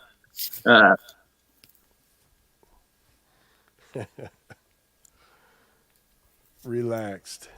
Yep. That's how I'm getting ready to make that same pose right now on my bed, actually. Yeah, I'm on like 18% battery, so I'm just waiting until my whatever like battery light comes on, and I'm gonna shut it down. I'm tired right now, so that's all good. I got some laundry to fold. My buddy was cool. He's like, "Hey, dude, why don't you just bring over your laundry baskets? Do laundry here while you're hanging out anyway." So I watched some college football. My team got beat. Fucking brilliant. But yeah, I'm having a pretty chill day. Yeah, that was. Man, I was pushing for Wisconsin because I hate Michigan State. Heartbreaker, dude. I just hope we can recruit a quarterback. We're just like past few years, we're always nobody wants to hear you going a long diatribe about sports, but all I'll say is like every single year we're just like missing like one component to take us to the next level. Yeah, let's talk about sports now, Eric. That's just what I want to fucking do. Sports ball talk. Yeah. So, did you hear, Eric and Paul? Our next stream, our next Hydra 18 is going to be on Halloween. Oh wow! Yeah, that's pretty rad, man. I try to think what would I play for Halloween. Oh, that probably like everybody that comes up can be dressed up. Like Merciful Fate. Merciful Fate would be the most obvious one. Man. Go as Popeye. Yeah. Bring your pipe and. But there's so many like just spook. You could just play Black Sabbath. It doesn't have to be Halloween. Yeah. The new Monsters sound. The new Monsters soundtrack might be good to have on. Yeah, I have the Monster soundtrack they did a while ago with like the new one. I just watched the trailer for the new one. I could have made that one. I don't know anything about that shit. No. The movie, Paul? No. I just Did watched Rob the trailer. Zombie do it?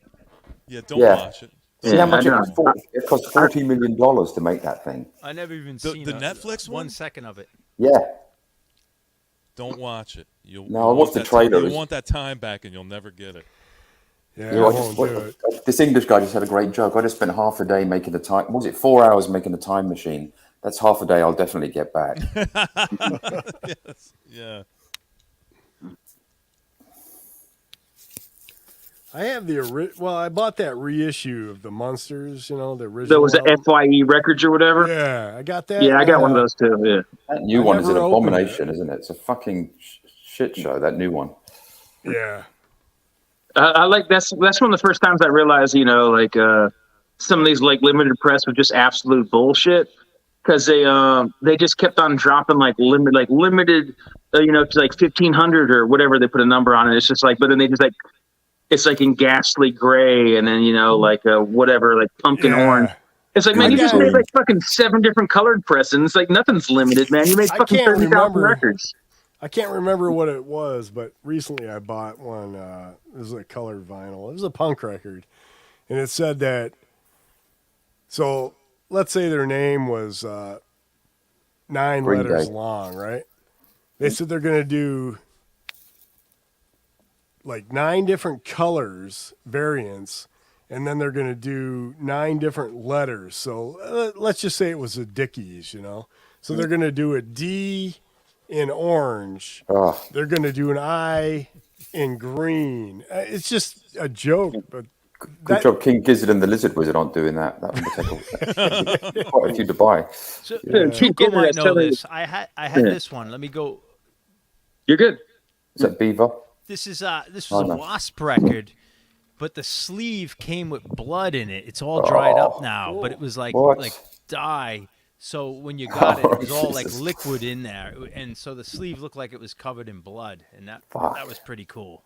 That's pretty nasty. So, yeah, that's cool. It went from like a fresh crime scene to an old crime scene. It's cool though. It looks neat. It looks neat dry.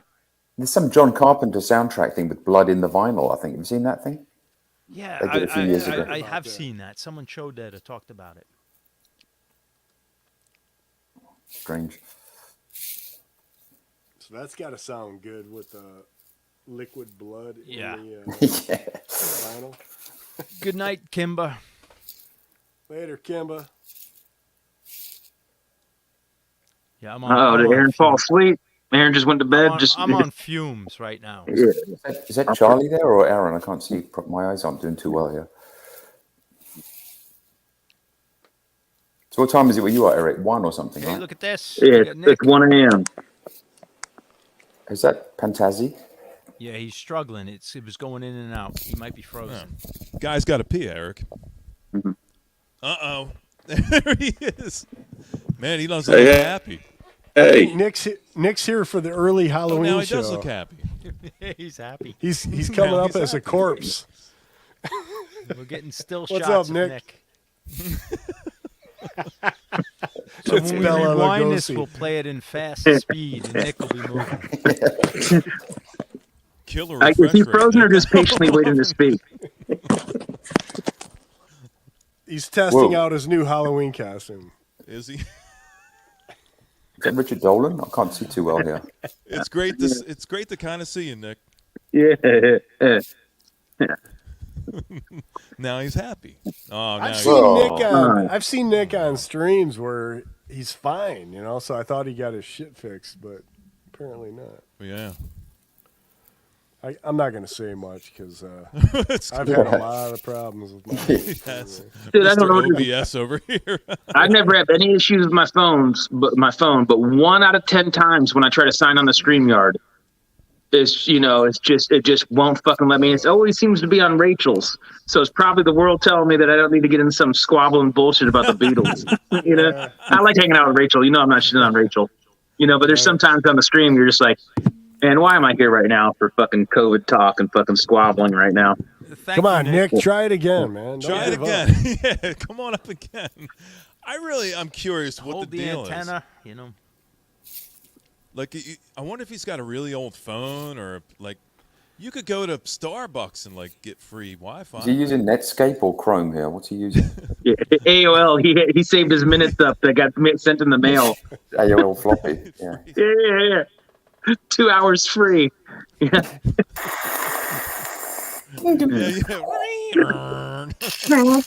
I remember I bought one of those 14.4 board modems for $250. Yeah. Jesus. Yeah. You're like, dude, I'm trying to sign on, man. What's the code for DOS? Yeah, Coming go through. to Here he DOS. goes. Yeah, it's All right, Netscape moving. underscore. Hold on, There he is. backslash. He looks delete. better. Give Wait, us it's some moving. audio. Nobody talk. Let Nick talk. Yeah, sure. Sounds like Oh, three now he's got syllables. no audio? What the fuck, dude? Are Yeah. you doing this An on audio guy? purpose? I thought he was an audio guy too. Here he is. Yeah, this is got the guy it that pumped. gives me stereo advice. He's like trying to figure out how to like use his earbuds. He needs a new Sign car. language. Great to see you, Yeah. Nick. Can you? Can he do like prison mime or something? Oh, I see this guy's What's advice on. happening? I see I this was guy. trying to help you, but you I used to know some sign language. This is bullshit. I remember you do like a horn and a shit sign. That last one was really good. You just couldn't hear him. Yeah. Like, do we want audio or video? I think it's Mikey's got a pile probably of free go with Christmas gifts, Avatar man. and talk.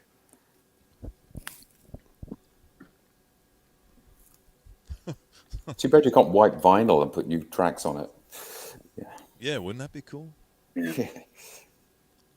That's what you do with the 100, like the 200 gram. You're just like, hey, just shave off, just mill it down, and then Bring it to the break guy and have yeah, you sand put it on down. the lathe. Yeah. That thing I used for the Parmesan cheese or whatever, just use one of those on it. Yeah. Yeah, exactly. Yeah, grate it. Then actually you grate it in a circle, and next thing you know, you got like industrial noise.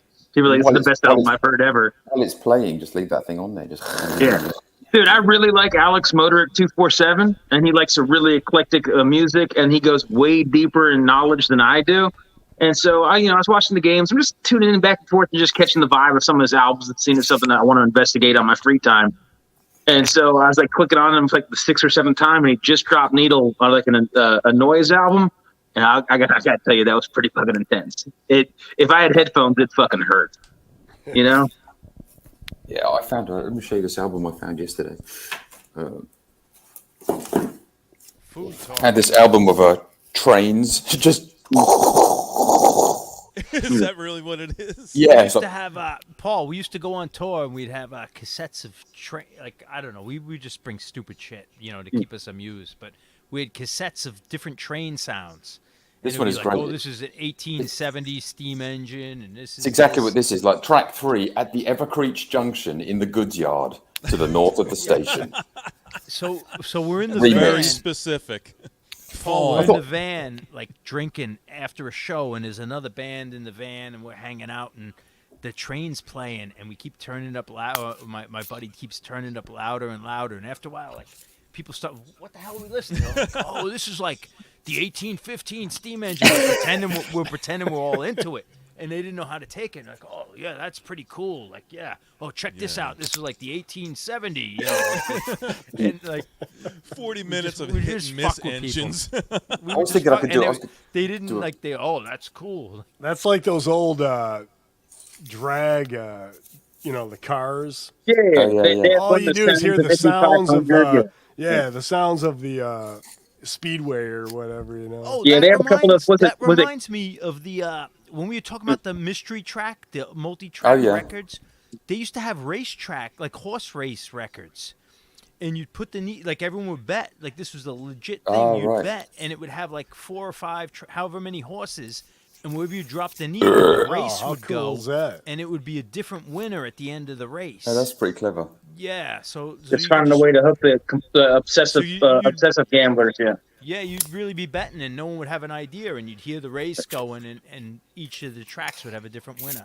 Hey, Eric, you might like this. Do you know this guy, Eric? Do you like him? Oh yeah, Steve. My dad had that on CD back in the day. I remember riding around in the truck to listen to that shit. Yeah, I quite like it. But that Yeah. train thing, I was thinking I'd do a mashup with Trans-Europa Express from Kraftwerk.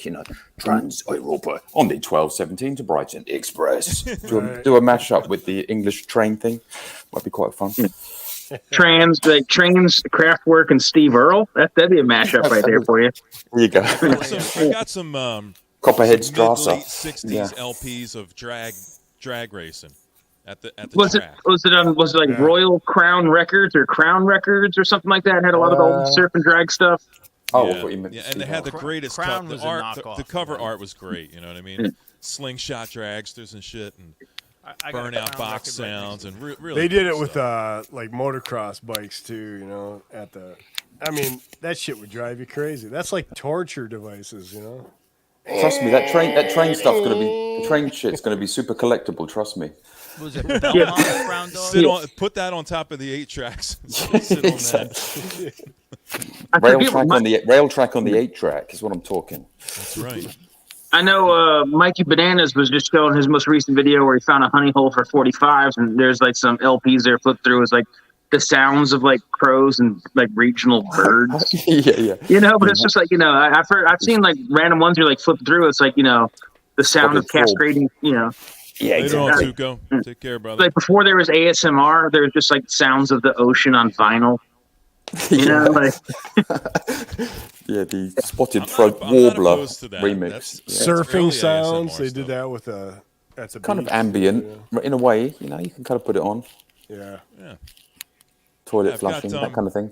I've got a BBC LP of Doctor Who. Oh, sweet. And it's only the sound effects that they created for the show. You know, the mid-'70s guy with the afro? Oh, yeah, Tom Baker. Yeah. Which is a great track by the Human League. It's just like beeping sounds and weird like robot talk. B-side, I think. Yeah, it's really fucking cool. And it's going for Sound crazy of the Crowd money now. Sound of the Crowd. Yeah, Doctor Who, because that's like sci-fi. Once you well, the theme tune itself is a great. Like if it's horror, yeah, right. It is like a crossover thing. Yeah. Yeah, once you get the crossover, it's worth money.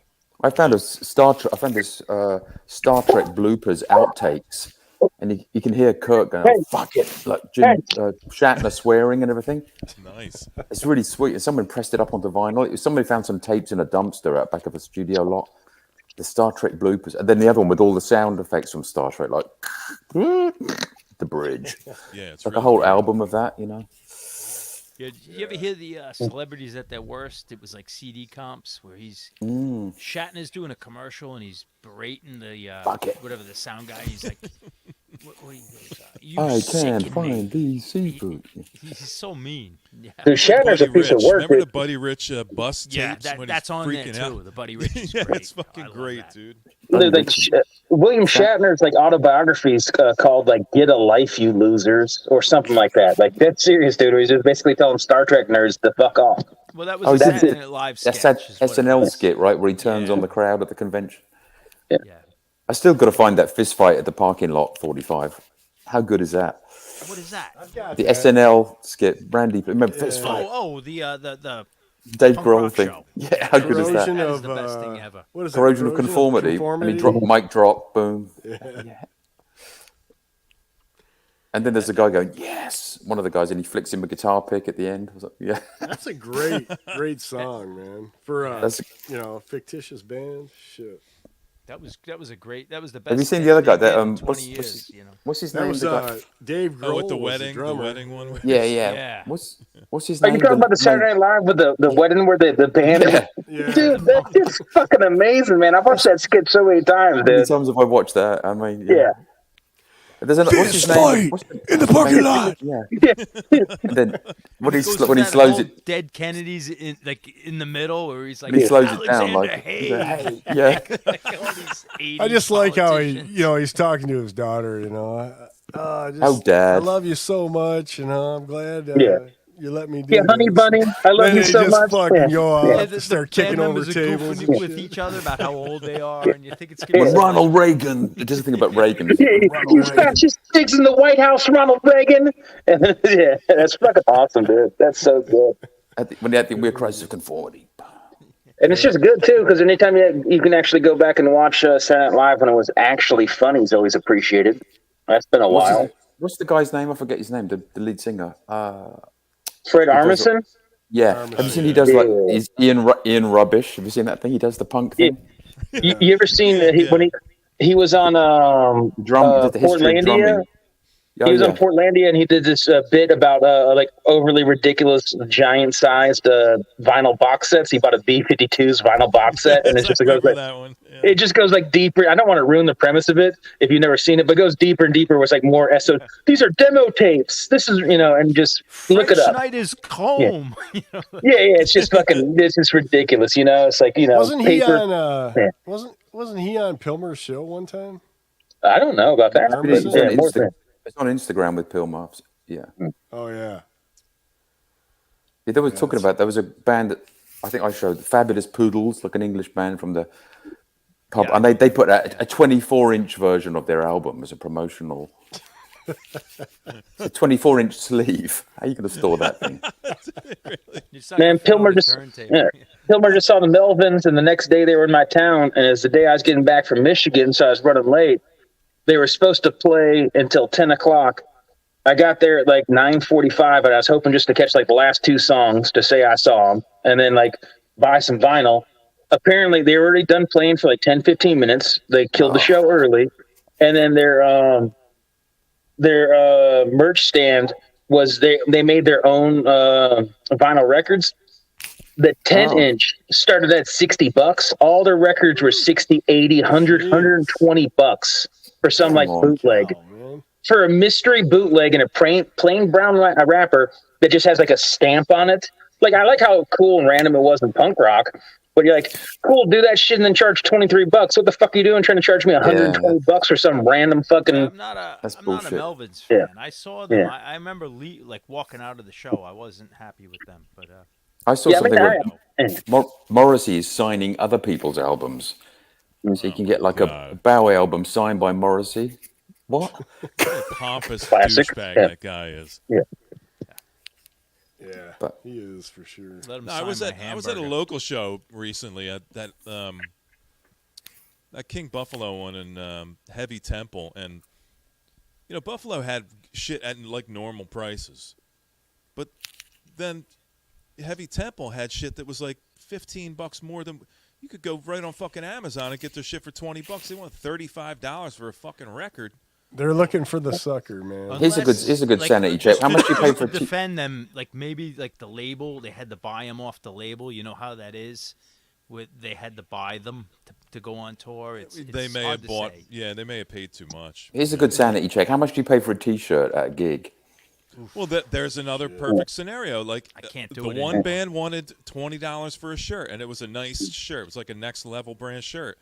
And the other band wanted fucking $38, $40. Well, I told you I went to see shit. the Chaps in Nashville. At the Nashville. big shows, they're like 35. 50, Yeah, and then you see them $60 selling That's jackets fucking for insane, like dude.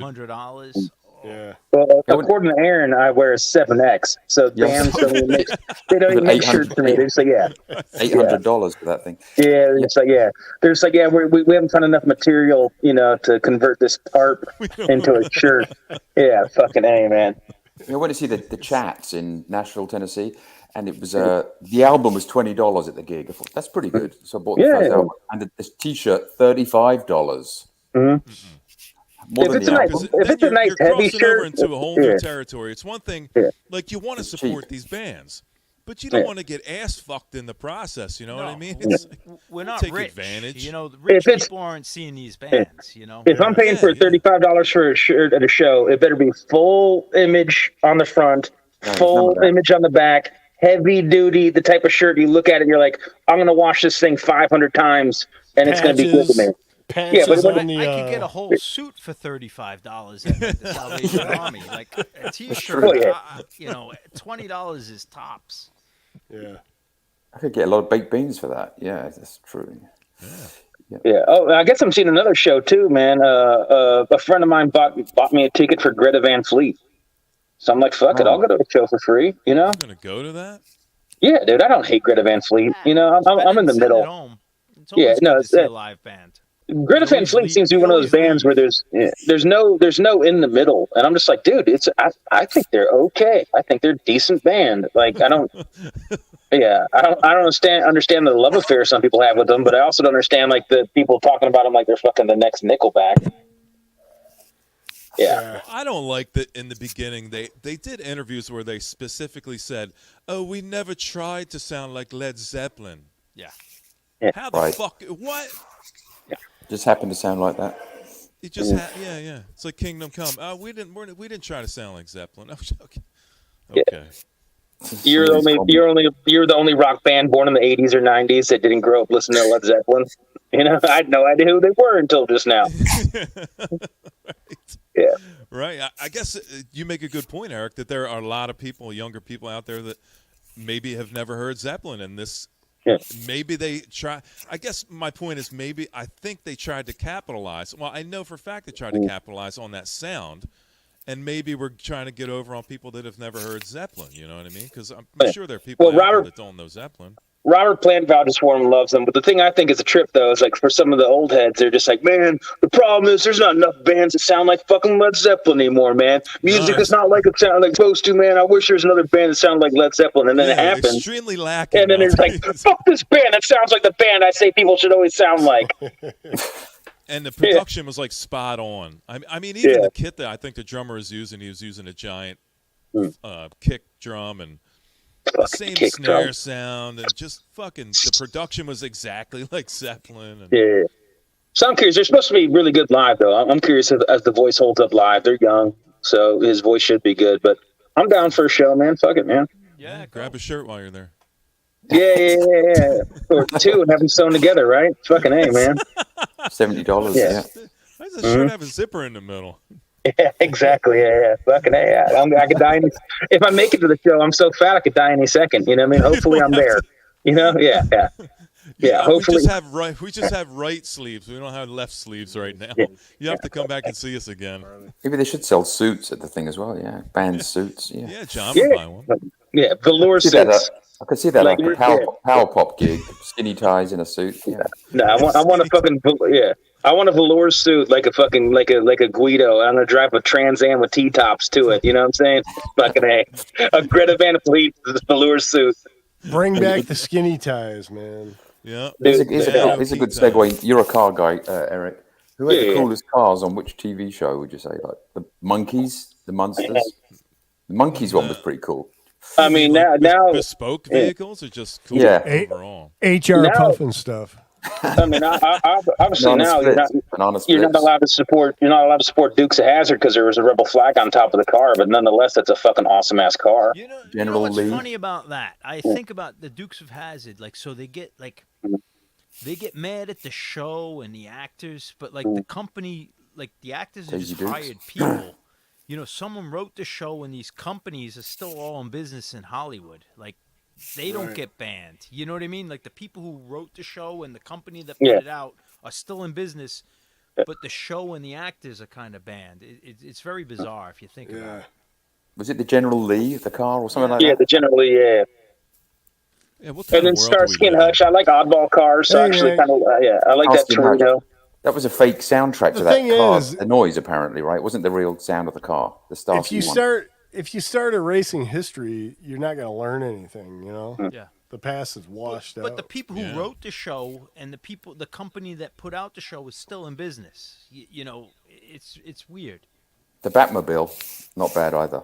No, Batmobile, and the Munsters car was. How about the Hong Kong Fooey mobile, man? That wasn't real, man. It was the same guy. You just wanted to say Hong Kong Fooey, dude. It wasn't. Nothing after that, dude. What do you mean it wasn't real? Yeah. What? That's not real. It's still real to me. What about those wacky races? They had some good cars in that thing. Yeah. The Hanna-Barbera cartoon. Is that what you're talking about? Speed Racer, man. Rufus Rough Cut. Now, Speed Racer, they had a real car. That was a real car. They made one. Now, the thing about, if we're talking about TV shows, the thing about the Munsters, it wasn't about the Munsters coach. It was about Grandpa's coffin casket hot rod, dude. That thing was fucking dope as hell, dude. Man. I got a model of it right up here, man. Yeah, I know you do. Yeah, there's got to be a lot of those cars. I can't think. Yeah, the Banana Splits had those little buggies. Remember those things? Yeah. Man, you about to open up a can of worm, man. This is a 4-hour conversation talking about cars, if we're going to go there, we might as well make the Courageous Cat and Minute Mouse mobile. And Hill Mob, yeah. Penelope Pit Stop, yeah. Looked like a giant penis. Nick wants a link. Yeah, pretty much. It was. And then, of course, you remember the 18 van, right? Oh, yeah. Oh, yeah. It's a G-Series van, man. Yeah. The Scooby-Doo thing. What was that called? Knight Rider was the first. Was like the Mystery Machine. Mystery Machine. Yeah. Yeah, it's like a 60, 65, 66 Econoline. Okay. Yeah. I went to one of the automotive shows back in the early '80s, and I got to sit in the real Knight Rider car, man. And It had an Atari in it set up in there with a little monitor, like right above the steering wheel. I just found out there's a car that show. Car was gay, if you remember. Which one? The car was Michael. gay? Yeah, he was like, Michael, like not so like easy, Michael, not like I It can't feels do good it, when but you sit on me, Michael. But it was a gay car, and like What was the kit car? What was that? The 80s Trans Am. Yeah. Firebird, and who knows? Yeah. They had a But bunch no, of them. I mean, cars obviously have the cars from movies are obviously better than the TV shows, but there were so many dope ones. The original Gone in 60 Seconds, the original Eleanor. Mach Bullet. 1 minus the stripes. It's fucking What was that, awesome, dude. Oh, The yeah, Bullet, yeah. the Mustang. Was that a Mustang in Bullet? Yeah. Bullet, yeah. British Racing Green 67 fastback with a 390 and a 4-speed. It's like Pretty a fucking gnarly car, dude. GT350, wasn't it? the French Connection was another great one. Yeah. Great car. And then, of course, Bullet 2 had a Charger. It wasn't just about the car that was, running. It was the car that was chasing. Then Columbo Vanishing had a really Point. badass car.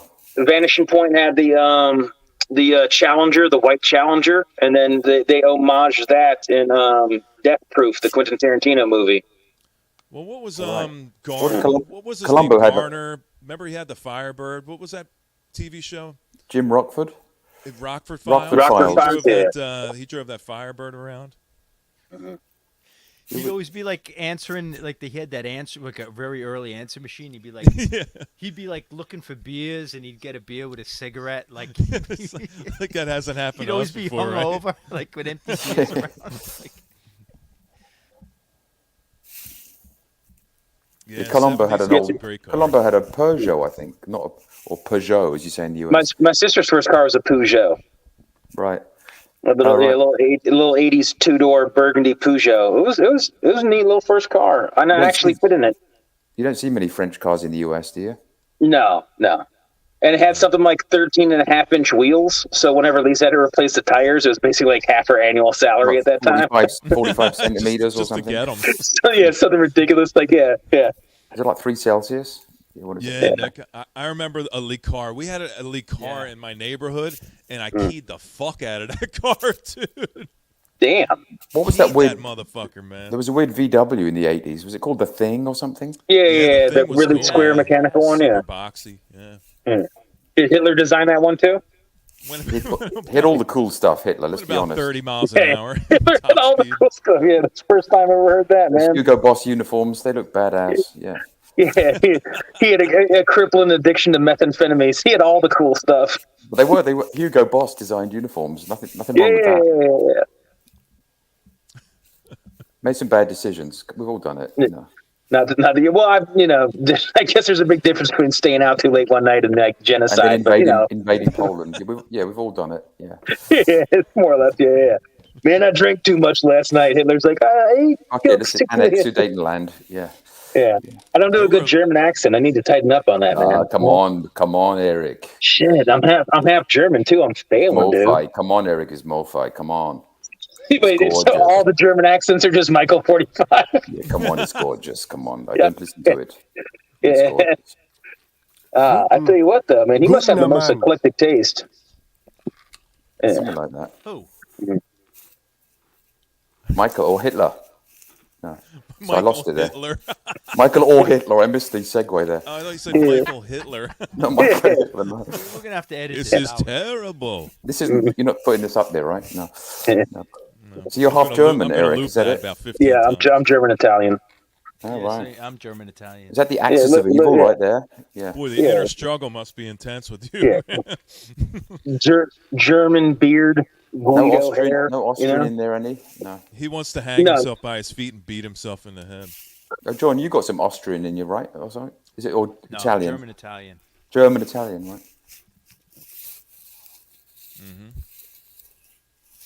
Yep. I used to work with this painter, and he'd go to the nightclubs, and he's from Tennessee. He'd go up to a chick. He's like, "Hey, you got any hillbilly in you?" She's like, "No. You want some?" You want some, Yeah. But pump. He's like, I heard, he's like, old man Randy telling this story for the 914th time. Hickory dock. Yeah. Yeah. Here we go. Yeah, fucking A, man. Oh, yeah. It's like Bobby Did you Gass hear talking about the about the mushroom going molasses to the flood bar? of 1911. Boston Tea Party. Yeah. I was there. Fuck you. I'm kidding you, Randy. I'm just kidding. Let the guy eat his nuts, will you? Jeez. Nah, I'm out of nuts. I got Pringles. What's the other cool car? Is I it? read Pringles give you cancer. Yeah, I heard they're not All good. out of bubble gum. Are they potato? No, most countries they don't even sell them with the chips. They have to put them elsewhere because they're not enough. They're not a high enough percentage of potato. It's not actual enough potato. It's more Yeah, sawdust in there than potato. Yeah, you got to buy them on a separate aisle, like next to like paint thinner and shoe polish. Packing material. Where's your Yeah. Pringles Yeah. shoe polish aisle? Next to road spray and fucking laundry detergent. by the turpentine. Does anybody Exactly. polish shoes? Anybody polish shoes anymore? I polish the shit out of a pair of do. shoes, I man. polish my shoes Yeah. all the time. Yeah. Yeah, I do here. Like a bit of mink oil rubbing into I my used to have boots. a shoe polish kit. I don't know what happened. It was I have one of those here. It Yeah. was probably my grandfather's. I Why use do you think actual live Americans- minks. Yeah, how about that? One up. Yeah, I win. Yeah. Virgin, of course. Yeah. I'm not one Extra up with virgin it. mink. Yeah. Now we're talking. No, yeah. I use Sable, but that's just me. Yeah. Never. I thought Americans don't polish shoes so much. Just go out and buy a new pair. No, people do. Oh yeah, no, we're too busy staring directly into the sun. That's right. Just That's right. destroying the world. Yeah, us Americans, we're just like, oh, I don't Don't know. tell me what to do. Yeah. Staring right into that sun. Yeah. Yeah, I bought All a pair of my time- yeah. I bought a pair of Red Wing boots when I was in the US last time at the Red Wing store. The woman couldn't understand my accent at all. She's like, I need your name for the system. I was like, Paul. She's like, Paul? I was like, yeah. And nationality is my name. I was Yeah. like, Paul? So I went anyway. I'm a pole. Yeah, so I went back a year later and they're trying to look me up and it was true enough, it was in there. I was in there as Pole. Come on. Pole. What the fuck? I condition my Timberland, my work, believe it or not, my work boots, my steel toe boots. I condition them with that same kind of mink paste. The you mink know what I oil mean? stuff. Yeah. Yeah, and I've had those fucking things for about 6 years, dude. And they If you don't take split, care of your they're not shoes, and cracking. they waterproof Yeah. them too, Yeah, They last forever. I mean, Yeah, they're that was the fucking thing work to- boots, man. you got to the thing have to good do- shoes. If you're working in the weather, you need to I'm have good shoes. I'm OCD about shoes. I wear a size 15 5E, so I can't find shoes. So when I find a pair of shoes, I keep them clean and cherish them, dude. Yeah. It's just fucking, and I only get like 2 choices. I like when people are like, just buy them online. You're like, motherfucker, how do you buy something that doesn't exist? I used to Zappos. get my Yeah. shoes, like, because when we used to play, we would wear shoes, but I'd get them rehealed, like, get the Yeah. soles on them. It was, Yeah, as long as you I've had kept my them Timberland nice. work boots rehealed. Yeah. I just got those. I got those. Is, but, I got those Red Wing boots rehealed, $90 resold. I mean, yeah, but it used Yeah. to be like $30. But what'd you or pay for $25 them originally? To well, $250? they're $400 boots, but yeah. Yeah. So, it's I worth mean, it. if you go so long that you go into the insole, there's multiple layers. You want to get it done sooner than that. You want to get it done sooner than you think you need it. So you just have to do the lowermost aspect of the sole. Yeah. Yeah, but a good pair of boots should last you for fucking ever, dude.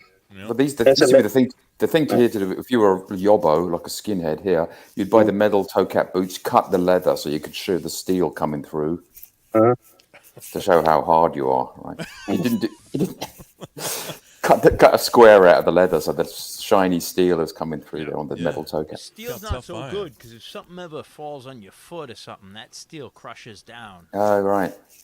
Yeah. It's like a blade almost. That's never If, happened if to you're me, working with stuff. luckily. So what do you have, Aaron? There's Timberlands. Is that what they are? The steel or metal toe cap? Yeah, I've got 2 pair. One is steel toe for when I do more commercial kind of work, but I've got a standard Pro Series that's not a steel toe. Right.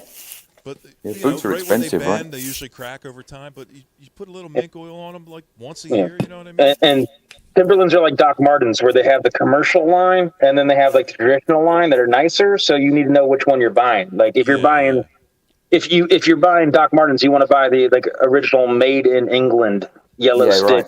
Doc Martens. You know what I mean? Which they were Yeah, like those- shoes for policemen and stuff. They Yeah, were working class, like like My working. my dad used to work. My dad worked on the trains, and they used to give them Dr. Martens Yeah, as yeah. the work shoes. So I used to take them off my dad. But but yeah, there was a thing here at school that how hard you were depended on how many eyelets there were in the jeans, in the boots. So 8 was the minimum if you were like a regular hard man.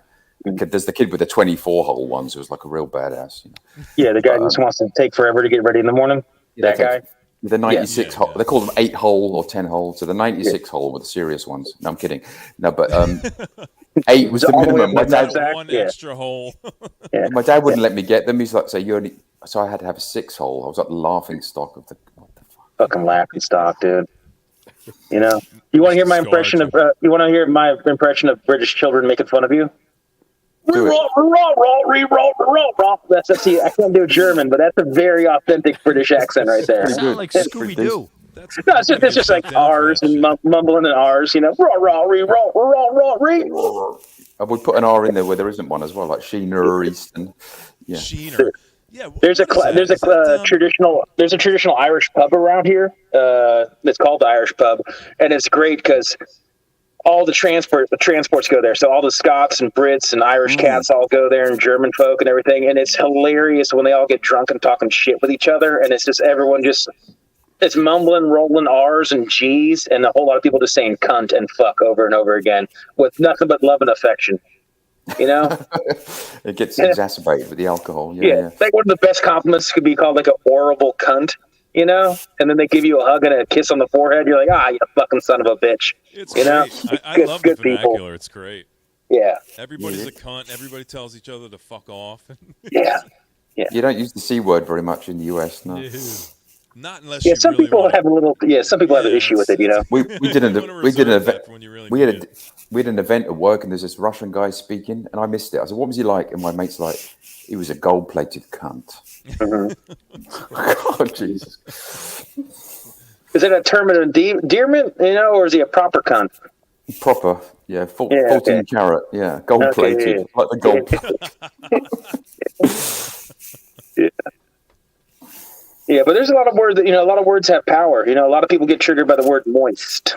You know, they really don't like that word. You know, like fucking hey, man. Yeah. Nothing wrong with that. Randy, you okay over there, man? What's going on, dude? Just pick my teeth. He's like, I just had munchies. I'm fucking done now. He's fading on us. He's gonna go into a Pringles coma and pass Yeah, out. he's like, he's like, I just ate 713 ingredients. None of them which were potato. Yeah, potato chips are supposed to have like 3 ingredients, you know? It's like fucking hey, man. Is it like a Movember thing? It's a lovely mustache. That's the seal.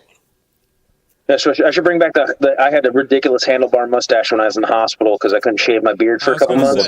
With the wax things on it. I did it for shits and tickles, man. You know, I'm probably overdue to change my thumbnail because I've had it since way before I was ever in the VC. So maybe I'll do this stupid photo of me with a ridiculous mustache. The chick next to the rod or whatever it is. Yeah. Yeah, I've had that for fucking ever. Yeah. And you know, I had that fucking thumbnail whenever back in the day when tablets first came about. I bought a tablet and I still had a flip phone back then, but they were trying to do the Google what was it? Chrome. They're trying to do like some kind of Google social media thing, Google Plus or what was it? Oh yeah, that's right. It was Google Plus. Yeah, I think. but it failed, so it made me sign into that, and then it gave me a YouTube account and yada yada yada.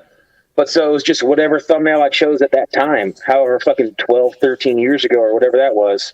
Like so that was before I even bought my Mustang because that was my goal. I was like, I set a life goal at this age to buy the car I wanted to buy in high school because I couldn't afford. But my thumbnail is the car I used to own, a 2004 Screaming Yellow Mustang Eric, Mach you got 1. a nice ass.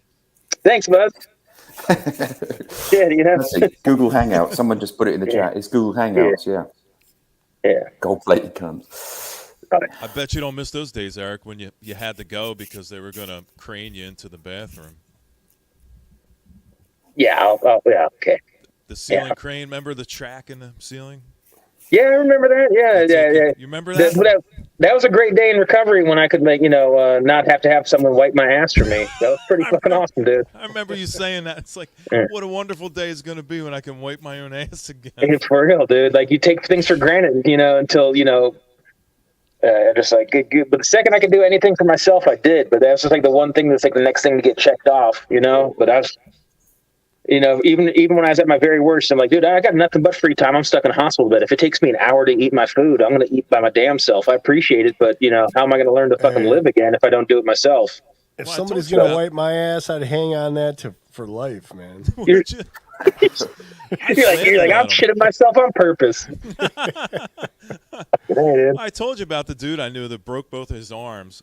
Oh yeah, He, with the he couch. used the arm of his couch to wipe his Oh. ass, and they had to throw the couch away when he finally healed up. That is That's so wrong. man. I just imagine like him scraping like a dog on the. Was it tweed? No. I hope Well, not. I hope it wasn't. Maybe it was Noggerhide. Yeah. Even after a week, that thing had to been crusty as hell. Have a seat. No. You got a stiff couch, man. Chesterfield with all the buttons on it. Yeah. That's right. I keep getting my ass caught on that one button. Oh. And stubborn's what kept me alive. So sometimes you got to be a little stubborn. You know what I mean? With a wooden arm on it, that would be uncomfortable. Yeah. Must have been fucking hell, dude. What, being in the hospital? Having somebody Having else no have to arms. do Just that. put a stuff. cover over the arm once you're done. I mean, with I it. passed a catheter. That was the worst of all of it. You know what I mean? Oh. I don't want to talk about this. They're always fun. You want to talk about catheters? No, I'm not, I don't want to talk about that. I mean, that was the worst of all of it. Because at least when I got my accident, I had so BB, much adrenaline. welcome. I guess You you're know? gonna have to rewind. Yeah. You got a little rewinding to do. He came I in told right the in story like about when I woke up. I had a procedure and they knocked me out. And when I woke up, I had a catheter in me. Oh. And the first thing I yelled out was, "Who's been touching my junk when I'm fucking knocked out?" Mm-hmm. You didn't tell me you were going to do this. Yeah. So which motherfucker in here has been touching my stuff? You're like, I didn't even shave a smiley face in They're my probably pubes. more pissed than you. It's like, Yeah. get this fucking thing out of me, man. He's been playing with the family jewels while I was asleep. Yeah. The There's- guys you know- over there winking at you. It was Yeah, me. the guy in the corner. I think the worst thing of all the worst experience from having that catheter was I got like this uncontrollable boner after I had the catheter in. Like, that process just like made it go While it was still in deeper, there? and it fucking killed me, man. I'm like, please think about your grandmom or something. Just That'd be a Baseball, good punk baseball. rock song, man. Aaron loved the catheter. is that a Ramones song? I got a boner off a catheter. Oh, God. Yeah. I wasn't an old man then. I was pretty young actually. Never mind the bollocks. Here's the catheter. Yeah. Yeah. Get this thing out of me. Yeah. My brother was in a coma, right? And when he woke up from the coma, this wasn't too long ago, so it was like I think Trump was president still, but anyway, it took him he's a big dude, man. My brother's a really big guy. So like he didn't know Trump was president. He wakes No, he did, but he was. My brother is like a Republican. president?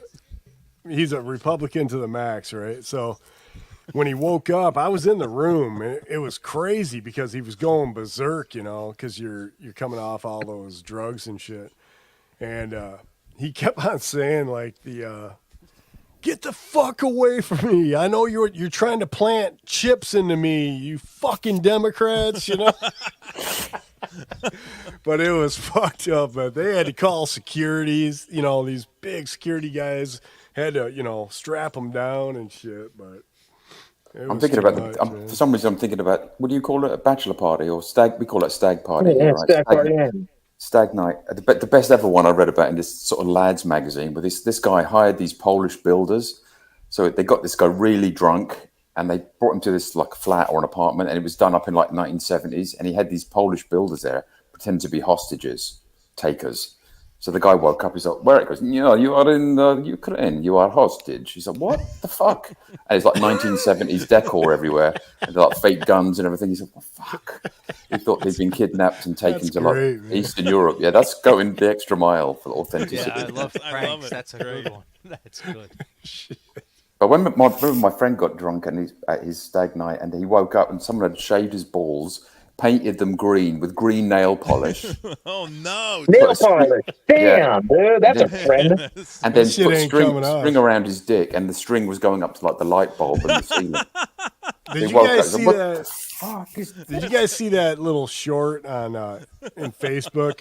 Hope he So didn't they- roll over while he was. And then shaved one eyebrow off as well. He's like, "What the fuck with the one eyebrow? What do I do? Do I draw another one on for the wedding, or do I shave them both off?" Yeah. Like, This guy, these two guys are in this truck, right?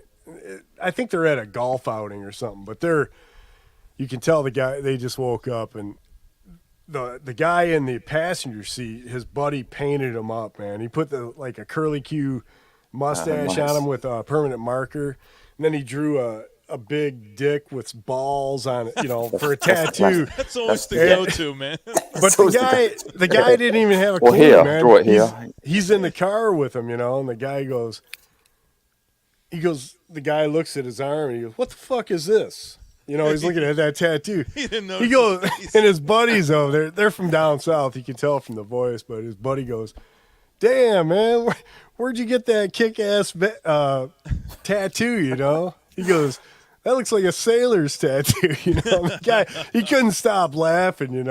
He goes, "You fucking drew on me, didn't you?" But he doesn't even notice the shit all over his face, his eyebrows and shit. It's the best, man. You gotta look My that British one up. friend Tony, who was in the Royal Army in the 70s, he was drinking with a bunch of Navy guys, and they got drunk, and he passed out. And they literally took him to the tattoo parlor and gave him a big Popeye the Sailor Man. 'Cause he was in the no. Army. So he's got a giant Popeye on his forearm. And They took him there, passed out. and said he wants a Popeye. Even he was Army against the Navy guys. Yeah. Kind of cool in a way. I wouldn't mind that so much. Yeah, it's a But, funny story. I mean, it looks great. A Popeye. He wasn't Look a how sailor. great it looks. I think the Eastern European builders is hard to beat. I think, yeah. That's great. Oh, but they used to get people, strip them naked and put them on a train, like first class up to Scotland or something. Nice. You wake up in the morning in Edinburgh thinking, where am I? Or whatever, Yeah, I don't want to pass out. Yeah. You don't want to get chained to a lamppost naked, none of that, yeah. No, I have fallen asleep on the speed line, and you end up at the end of the line, and Yeah, I've you done wake up that. at 2 a.m.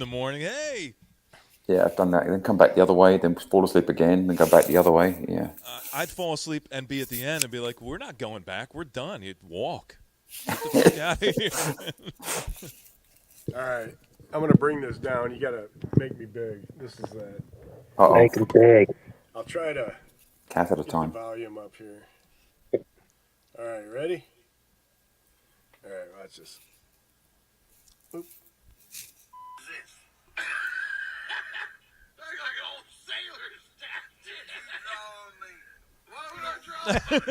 Oh, there it is. Look at his face. Where'd you get that badass tattoo? Let's see if we can see it. Look at his face. It's fucking good. You don't even know.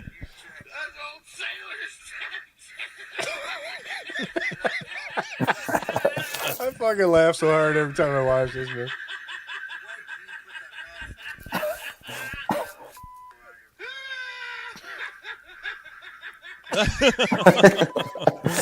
Oh, pretty good.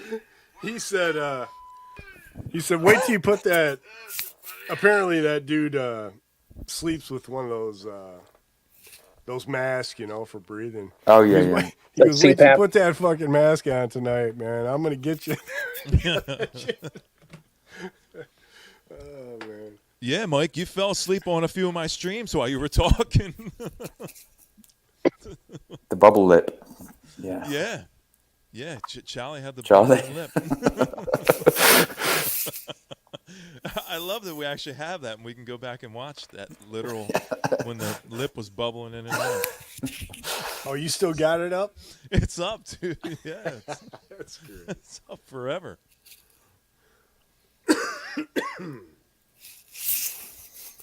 Yeah, just don't fall asleep. I think that's the lesson to be learned here. Don't fall asleep around certain people. Yeah. They did it, Brother Brian's too, man. I mean, he was passed dear. out for like 3 hours. That was the entertainment. Makeup- man. People with were just makeup on and commenting on it. I'll never forget one of the very first times. But and first of all, it needs to be said, good for him for so long in sobriety. Yeah. But when he was boozing it up hard, I remember one of the very first times he passed out. You know, everyone was kind of like tuning in on and off to see if it was going to turn into a shit show. And at any given time, there's like 8 to 12 people watching. And then Brian passed out, and I texted Aaron, the metal theologian. I was like, "Hey, man," he said, "What are you doing right now?" And then, we were just texting back and forth. It wasn't even related to him. I was like, I said, "I'm kind of watching the Brother Brian show." So he came out. Next thing you know, it turned into like old school instant messenger where Brian's just passed out up there. There's no noise. And there's like 40 people just talking in the fucking peanut gallery, having a conversation like it's 1998. You know what I mean? Just like having like fucking a group text conversation. It was fucking priceless, man. So he had 8 viewers when he was awake and fucking 45, 50 people hanging out while he was asleep. Yeah. There's no music. Nobody's showing anything. There's no guests. It's just fucking him sleeping, And then the way he was sleeping, you're just like, dude, like, yeah.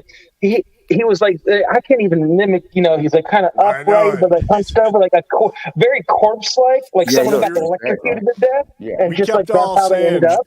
we were all saying, like, he's going to fucking fall off the chair the way he was, like, slumped over, Yeah, that's I what remember happened with Charlie. Joe, this week, Joe was over. I was telling you that earlier. Joe was over at Rachel's, and Joe was saying something like, he goes, I know Brian's sober and all, but it fucking sucks for the rest of us and shit. Yeah, I was on screen. I was on screen with him. I was like, dude, fuck that shit. Let the dude get better. No, but Randy, you were talking about it before I came up on camera. His most recent video, he restored those Altec speakers, dude. The Altec Model 7s. They look nice, bro. The wood on them is really nice. Sound good too, man. And so I dropped a comment, and I was like, hey, can you even get grills for that? And he said, dude, I have the grills, and I got some fabric. So he's like, I'll probably make another video and like restore the grills. Yeah. I was like, I don't know how much those go for, but they look good and they sound nice. Who is that, Brian, or what? Doing that? Brother Brian. Yeah. Oh yeah, he knows his vintage audio. That guy, doesn't he? Oh, he used to be Vintage Audiophile when I first met him. Yeah. Like that was his channel, I remember that. Yeah. Good. Uh-oh. Yeah, I'm sure they're $300-400 for those speakers, man. Those are nice cabinets. Guys, I think I'm gonna hit it. I don't know what time you're going on, but it's almost. No, I think I'm probably get some done sleep. here. I think it's a good time to end it, man. Yeah. It's been a long run here. We've been here 4 hours and 20 minutes. Jesus. But it's been awesome. And don't forget, our next Hydra 18, is going to be on Halloween. Yeah, Halloween special. Yep. So cool. If anybody wants to come up on the panel after chat, maybe get dressed up a little bit, I got like a rubber horse head, so I'll work something out here. Yeah, we'll figure it out. It's very constricting, though. I put it on one time, and I immediately started freaking out because it was too tight around my face. Yeah. But, yeah, we had a great stream. I had a great time, and it's great having the old crew back, John and Randy. And Yeah. Even Paul, if it's people always want to great come up, seeing you, man. like Nice. people just come up for a minute to show their costume and then go back off. That would be kind of cool. Yeah. Paul, give me a call sometime. We'll catch up, brother. Absolutely, yeah. Eric, thanks for coming up as always. Good to see you. Absolutely, man. You be easy. Take care. All that jazz. Take care. Thanks, We'll Darren, see you guys Brown in, Dog, Nathaniel. You were very funny tonight. Yeah, Nick. everybody that's hung out all this time. We still got quite a few people in here. Nick, right good now. to see you. Nick, great to see you. We appreciate your support as always. And don't forget, come back in 2 weeks, and we'll have our Halloween show. Who knows what the hell we're going to do, but don't miss it. That's for sure. Yeah, it'll be fun. Yeah, I'll pick out some good ones. Yeah. Peace. So take care, everybody. We'll Take see care, you soon. boys. See you again. Cheers, bye. Adios.